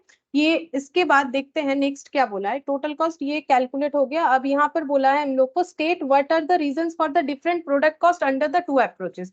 दोनों अप्रोचेस में कॉस्ट जो है वो अलग अलग क्यों आया है, तो इसीलिए अलग आया है क्योंकि हम लोग एक जगह पे unit activity based costing use किए हैं, दूसरे जगह पे एब्जॉर्प्शन, तो डिफरेंस आएगा क्योंकि एक जगह पे एक्टिविटी के हिसाब से हो रहा है, दूसरे जगह पे एक ही रेट हो रहा है, और बाकी ये वाले मेथड पे हर एक एक्टिविटी के लिए अलग अलग रेट हो रहा है। यहाँ पर डायरेक्ट एक ही रेट पे पूरा का पूरा हम लोग यहाँ पर अप्लाई कर रहे हैं, सिर्फ और सिर्फ 33 बेसिस पे हो रहा है, लेबर आवर बेसिस पे। लेकिन यहाँ पर हर एक एक्टिविटी के अपने इन्फ्लुएंसेस के ऊपर, जिसकी वजह से इनका कॉस्ट इंक्रीज या डिक्रीज हो सकता है, उसके बेसिस पे। तो बस एक लाइन बाकी है, लिखवा देते हैं। The difference in the total cost under to system is due to the difference in the overhead borne by each of the product. The ABC is, मतलब activity based costing is more accurate. ठीक है, तो देखो question तो आसान ही है, हम चाहे तो तुम लोग को ये होमवर्क में भी दे सकते, क्योंकि इस तरह का मैंने करवाया है, लेकिन तुम लोग करोगे नहीं करोगे वो तो मुझे नहीं समझ में आता है ना, इसलिए हम करवा देते हैं, ठीक है। लेकिन टाइम लग जाता है इतना सारा कैलकुलेशन करते हुए। ठीक है, चलो कंप्लीट तो हुआ। आज के लिए इतना ही करते हैं, नेक्स्ट दिन हम लोग दूसरा कोई चैप्टर स्टार्ट कर सकते हैं।